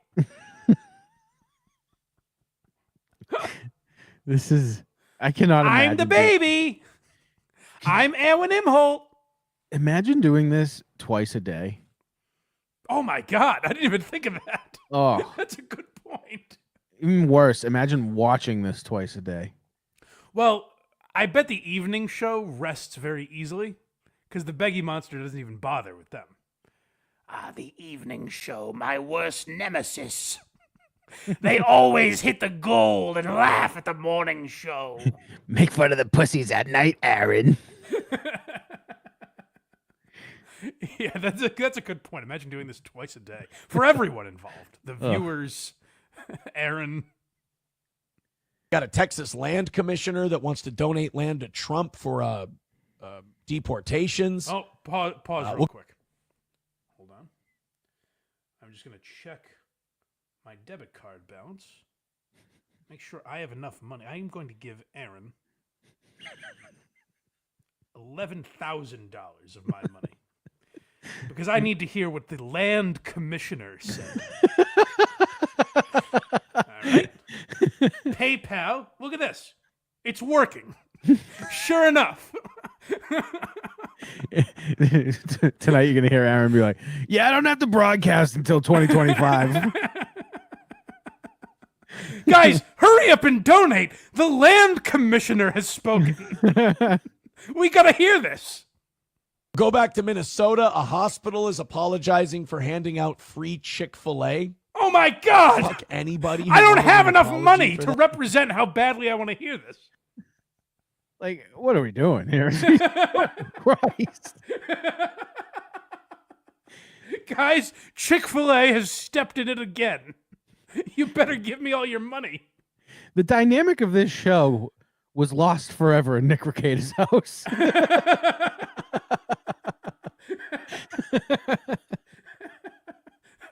That's sadly very true. And we've got a lot more coming up on How is that today's possible? show. Aaron, but we have once you're done talking about the land commissioner, I can't imagine fitting much more in. If he hits the goal, he's just like, now what? It's funny. I quote that scene from Casino a lot when I'm on Kirk's show. Was I at that dinner? And I always say, like, the idea, what makes that character, Ace Rothstein, so funny to me is that he's hosting a show where he's like, perhaps the county commissioner will come on and debate me. Yeah. As if that would be interesting programming. Aaron is taking that a step further and saying, give me money to watch that. Local politics. Yikes. Yeah, it's sadly accurate. To knock out that $70. So go ahead and throw in 5, 10, 15, 20, 30, 40, 50, Holy 60, 70. It fuck, doesn't matter. Dude, does he say this in his sleep? That's where I live. That's where I take over. Aaron doesn't sleep. If he doesn't hit the goal, he keeps him up in a red room. Aaron, name some more increments in which people can donate. I feel like the Beggy Monster's from like Insidious or something. I'm not sure. There's clearly a monster that I'm doing. I'm just not sure which one it is. Like, I've heard something that is that voice. I just don't know what it is. It might actually be from Big Mouth. Possibly. I have to go watch. Yeah. Let's get that $70 taken care of. We appreciate you guys. You're awesome. You're the absolute best audience there is. Coming up next Friday, we have our 4th anniversary show. We're going to be on Black Friday. No goals, nothing like that. Just if you guys Wait, what? Hold on. throw a couple. Damn it. I'm actually asking. Did he say his 4th anniversary show? Yeah. Last year was his 10th anniversary show. I mean, and that was in August. Very Good Show just turned 5. There's no way we started before him. Wait a minute. But he had his 10th anniversary in August of this year. Of broadcasting in total? I don't know. The Beggy Monster killed. The Beggy Monster just takes brain cells and it's all a smoke screen to get you to donate. Feel bad for him. Numbers mean nothing. 4th anniversary of being online. Oh, okay. So he got fired from radio 4 years ago. Okay. Got it. Thank you, whoever that was. The Beggy Monster stole 6 years, someone said. I'll take this one for myself. Bucks our way, and we do a show for you. We talk a little bit about the last 4 years. Just a fun little celebration program. I'm looking forward to it. Yeah, it's going to be a celebration when you talk about losing your wife to another man. Remember when I started this show with a wife? And she disappeared? What a celebration. I actually might tune into that show because he's going to be forced to reminisce. What a celebration that's going to be. Boy, a lot of crazy guest stars have divorced us for other men. 4 minutes left. We got nothing coming in. We're $70 short. It's not very much. Let's just go ahead and depends on who you ask. Let's start hitting it, guys. Don't wait for somebody else. Just go ahead and fire away. All right, fine. And I was waiting for Craig to join me, but I guess I'll just do it. Craig's too much of a coward. He's never gonna jump in here with me. I was reading the chat. I must have missed that line. I guess again, it's more talking to the audience like they're kids. He's like, hey, don't wait for someone else to do it, guys. Be the trendsetter, you know? Don't follow the trend. He is doing the positive Mr. Rogers fucking speech. Yes. As he's putting on his sweater vest. Yeah. Be your first. Be first to donate, you know? Blaze your own trails, kids. And then after you handle the money you give me, wash your hands. Great Scott just points out a wrinkle I didn't even think about. Oh, no. He said, I'm worried we won't hit the goal. Failure is never an option. Great mother of God.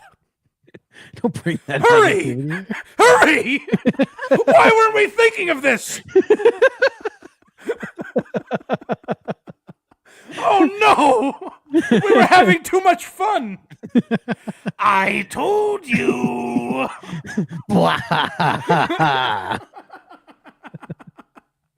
It's always the last 5 minutes you realize the error of your ways. Damn, that's a good point. By the way, when Freddy Krueger sleeps tonight, he dreams of the Beggy Monster. Left. We got nothing coming in. We're $70 short. It's not very much. Let's just go ahead and let's start hitting it, guys. Don't wait for somebody else. Just go ahead and fire away. And let's hit that last 70, and let's call it another win for the toe. What do you say? Sounds like a guy who's really passionate about broadcasting. Uh-huh. You guys got any money left for me? Come on. He's like you see those news compilations, it would be like, this broadcaster says JD Vance is weird, and it just keeps going and showing them all saying the same thing. Oh, yeah. He's doing that by himself on a show. You splice him together Yeah. saying the same thing at the same time. He's got the talking points that he repeats every 5 minutes. What do you say we hit that last $70 and get to overtime? We appreciate you guys. We're going to throw in a lot of effort for you. We appreciate you. Doesn't sound it. We're going to throw in... Taking care of... So the last 4 hours, we've put in no effort. 0. But now, if you guys get us to overtime, I promise effort. Finally, you will see some effort in this show. This small show, giving it what it needs to survive. Rated R Superstar with $10 says, here's this YouTube thing about the Kino Boys. Thank you, Rated R Superstar. $60. There we go. Now we're jump started. $60 away from today's goal. All right, Rated R Superstar. Finish it off. Take care of it. I'm getting weaker. Damn you, Rated R Superstar.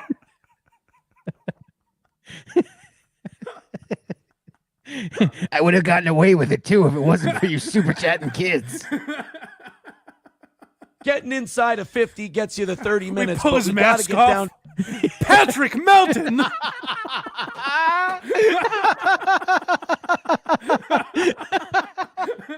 Beggy Monster's Patrick Melton.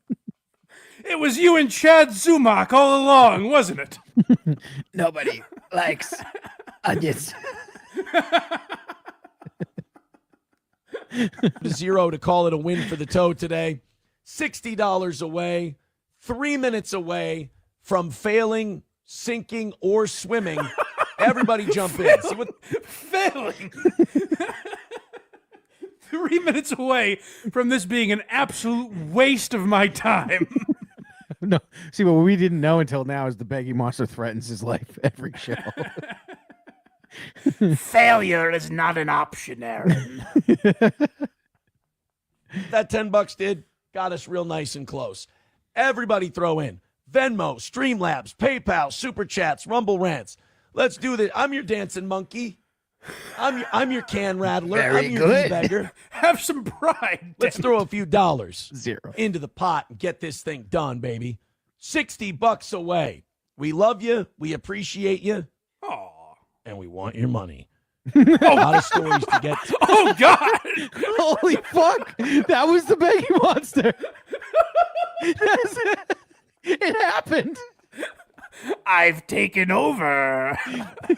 I'm going to dance for your money. Hold on. I got to hear that again. I'm going back right now. I went back too far. It was fine.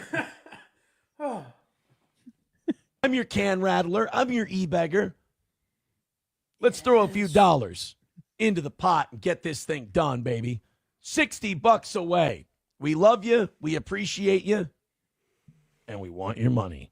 A lot of stories to get to. I'm not ready to My final form is complete. yet, and It's like Men in Black when they take over the guy's body. Yeah. Beggy Monster's in his hull of a face. Go, Streamlabs, Super Chats. Someone hit him with that mind eraser thing quick. Well, that's what they do every day. The chat is hit with a mind. Oh, I've never given this guy money before. Here's $50. Next episode, he's like, "Where's April?" Handle 2 losses in a row. Yesterday, it felt good to be able to not have to worry about it. Still sucked to lose. Can't lose 2 days in a row. I'm always Especially- right here for you, buddy. I'm your warm blanket. Who's always there for you? Aaron has left you. Let Nick me in. Rekieta is gone. Who's here for you, Aaron? When Feed today's me. Feed me your coins. Show went by so quick and it was so good and it was just moving one after the man. other. All right, Those are 2 the good minutes old left. days, huh? Yesterday. It's so weird, Aaron. It's almost like people can't afford to give you money every day. It's so crazy. It's like one day they might give you a lot of money, and then the next day be like, well, obviously I'm not giving again. And it's almost like the same people are watching every day. Guys, we're in the 2-minute warning. We're $60 away. I was being a little cool about it earlier, but now I'm starting to worry. There's absolutely no rally. Super sick. I was Oh being my- pretty chill about it before.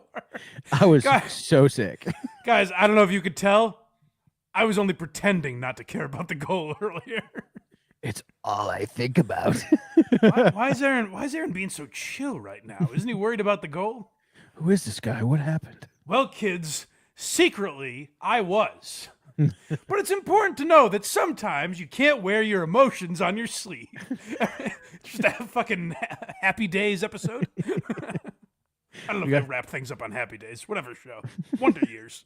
We will never jump the shark, Aaron. Happening. This is usually where the magic is. Streamlabs, PayPal, Venmo, Super Chats. You got a couple of bucks. Hold on, the Beggy Monster is taking over. Listen to his voice. That's all he's saying. He's like, Super chats. I'm working you with knobs. I don't know why that made me laugh so hard. Jonesing like a crack addict over here for a W. Jesus Christ. Chips and Diff says, I'm your Cuckleberry. Dude, let's do this thing, man. Minute and a half left. We're 60 trying. bucks. We're trying our best. I know it's pretty even keeled this whole show, but Guys, I know I've been pretty chill about it, but you're not. Hey, you guys are going to be blown away when I admit this. I actually care about the goal. What? Jerry Lehane says the toe minute warning. The witching hour. So wait, we at least Bubble, need 11. bubble, toil and trouble, Aaron. I'm casting a spell on your audience so they can't donate. I want that whiteboard behind him to be like the talking mirror. Where are the donations, Aaron? You get away from me. Get out of here, you. HACKRIDE says Octobox. How funny would it be though if he had a full like a quad box with PayPal Streamlabs, like all that shit. And every time it's just a guy working the controls. That would be There's the unbelievable. PayPal guy. He waves. And then gets back to work. To just stay alive. More than you Oh know. my goodness. Come on, guys. What do you got for the toe? Let's do it. Let's pump it up. Let's do this thing. $60 away. Minute and 20 seconds left. I'll lean in. If I die, I'm dying today leaning in. I'm not going to do that. It's very funny listening to this, knowing there's a fucking monster in his house. I'm watching you. Not enough, Aaron. He's like, what? But I'm already debasing myself. More. I need more. The thing where we go, oh, I'm worried we're not going to win, so I'm going to lean back a little bit. I'm leaning in. Throw us your 5s. Throw us your 10s. Throw us your 20s. Hell yeah, there he is. Knock it out. Let's do this thing. 1 minute to go. $60 away. $50 from Fuck You, Dude. A pink little purple. $50 Who was that? from Fuck You Dude. Hold on, let's play that again. We got to give Fuck You Dude proper credit. This is a big moment. Fuck you, dude. I say I love you. 1 minute to go. $60 away. $50 from Fuck You, Dude. A pink little. No! Can't breathe. I just have had the image of the Tenacious D rock off in my head this whole time when they're fighting Satan. Fuck you, dude. Is defeating me. Purple boy. Thank you very much.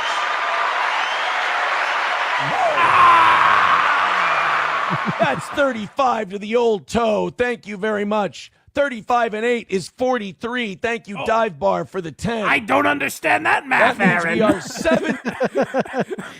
I'm willing to take a loss, but I'm not sure how you got there.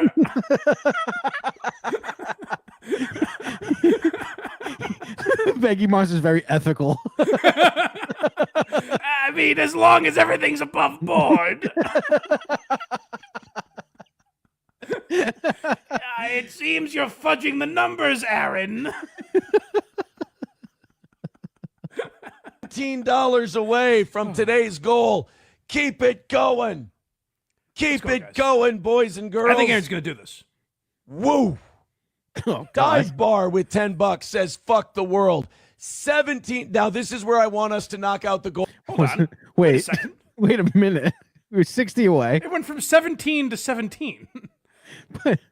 But this is where I don't get the fucking math, because he was $60 away. We got a 50 and then a 10. You got $60. What's the big deal? He was $60 away. He received $60. So obviously he needs another $17. Aaron, I really can't condone this. Aaron, I know I'm a monster. But just in appearance. Even I have a few questions here. No, I know I'm sinister and not supposed to care about rules, but it seems you're taking advantage of these people. But what are we without a couple?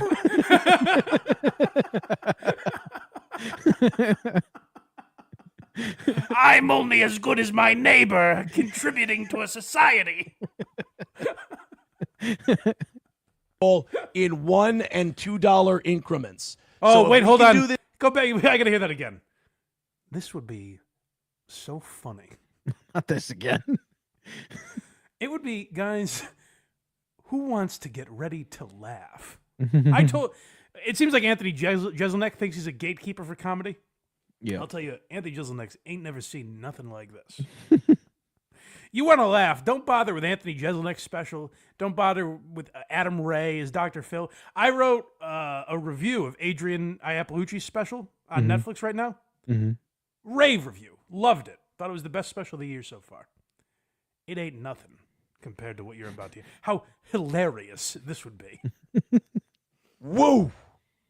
Dive Bar with $10 says fuck the world. 17. Now this is where I want us to knock out the goal in $1 and $2 increments. So if we can do this $1 or $2 at a time, that would be awesome. It really I certainly would be. don't want you guys doing that thing where we get to the 17, we start doing it $1 or $2 at a time, and then somebody throws 10 in and shits all over the whole concept. Reverse psychology. Whoa. Masterful, Aaron. You've outmatched me yet again. Last clip. We're finally here.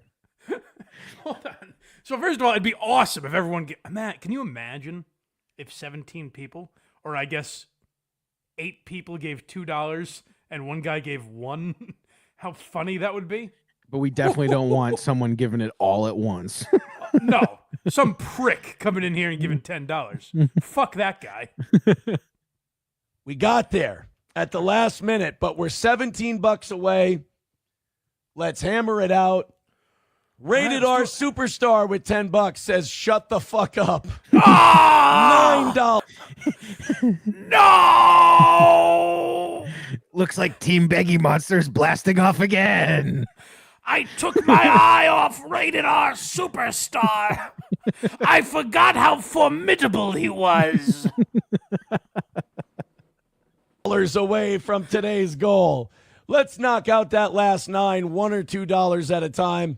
Thank you, Rated R. You I can't do appreciate it, that. Aaron.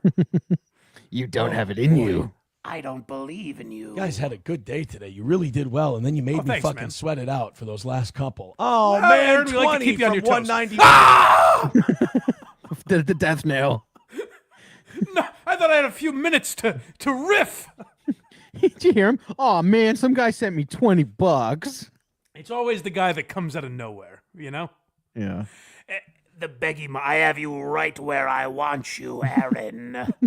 $9 or what? You think one of these rubes will be able to afford $9? Ah! And then he slides his hands on Aaron's throat. And then one man slaps him in the face with a 20. SHH in the chat. I'm a begging monster, not a stealing monster.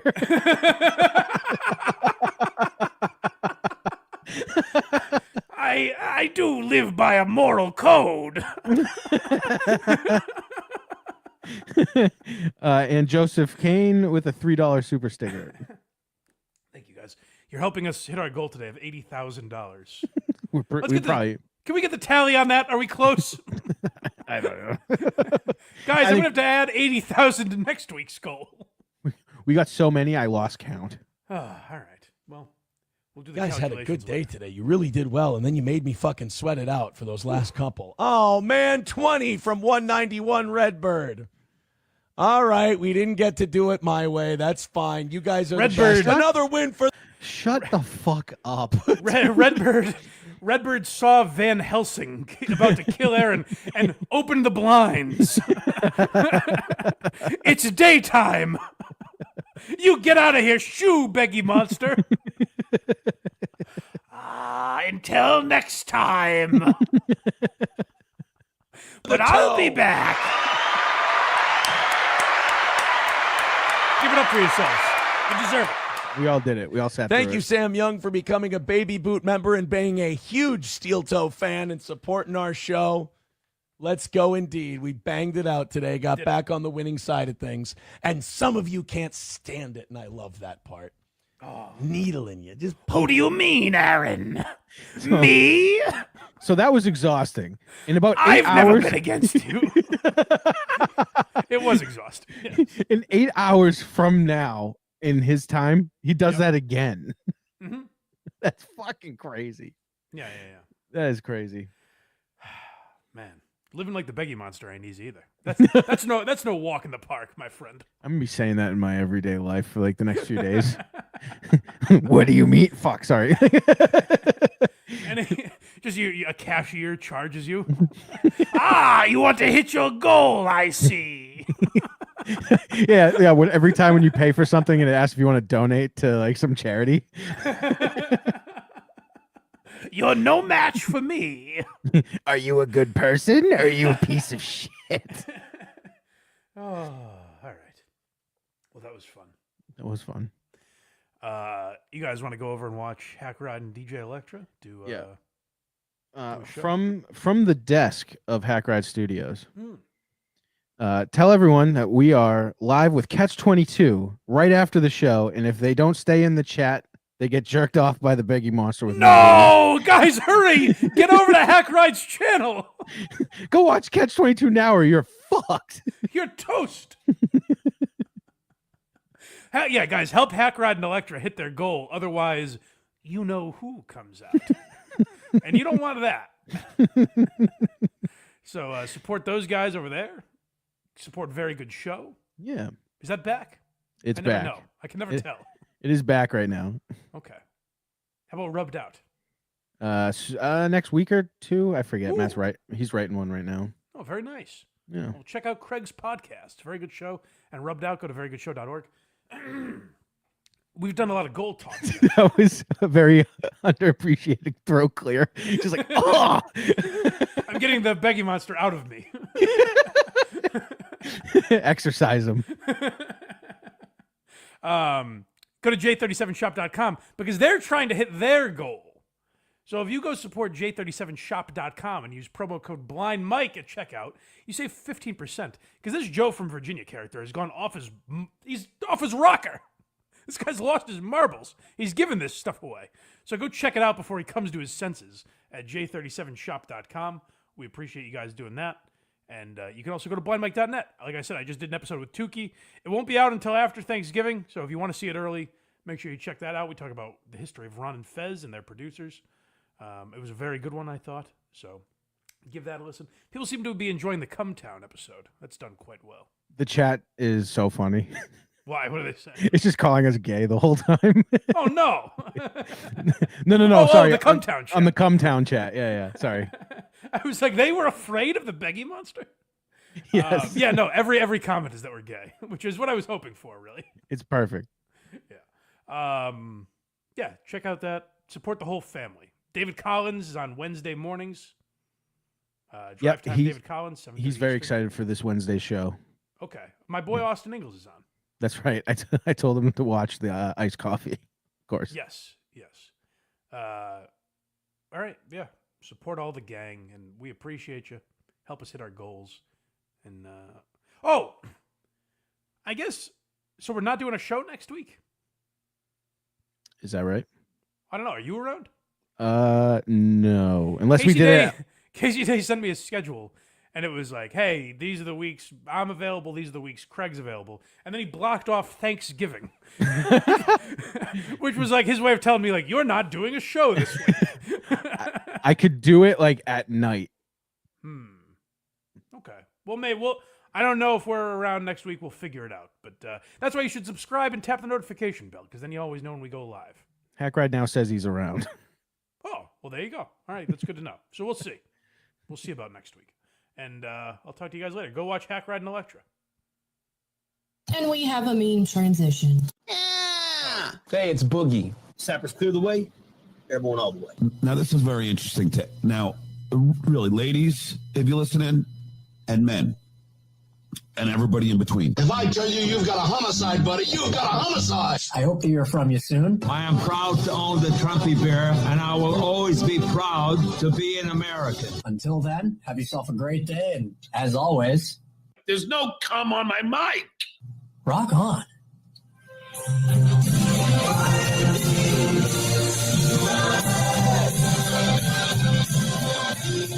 Stop the baloney, huh? What kind of statement is that? I wrote it. One of my favorite players to cover when he was here was Mike Vrabel. Tell me Mike Vrabel's story. Whatever, dude. I keep it cool at the gym. Piss on it. Fuck you, Mike. Fuck you, Mike.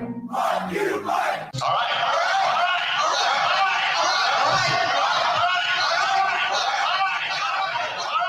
Stop, my belly hurts. My dad was in the military. What's that, sir? Can you please kindly F off, please? If a person is on a bridge threatening to jump, how do we know that he wants help? Okay, I hope nothing's bad happened. Money, money, money, money, money, money, money, money, money, money, money, money, money. Fuck, please. Anyway, God bless America.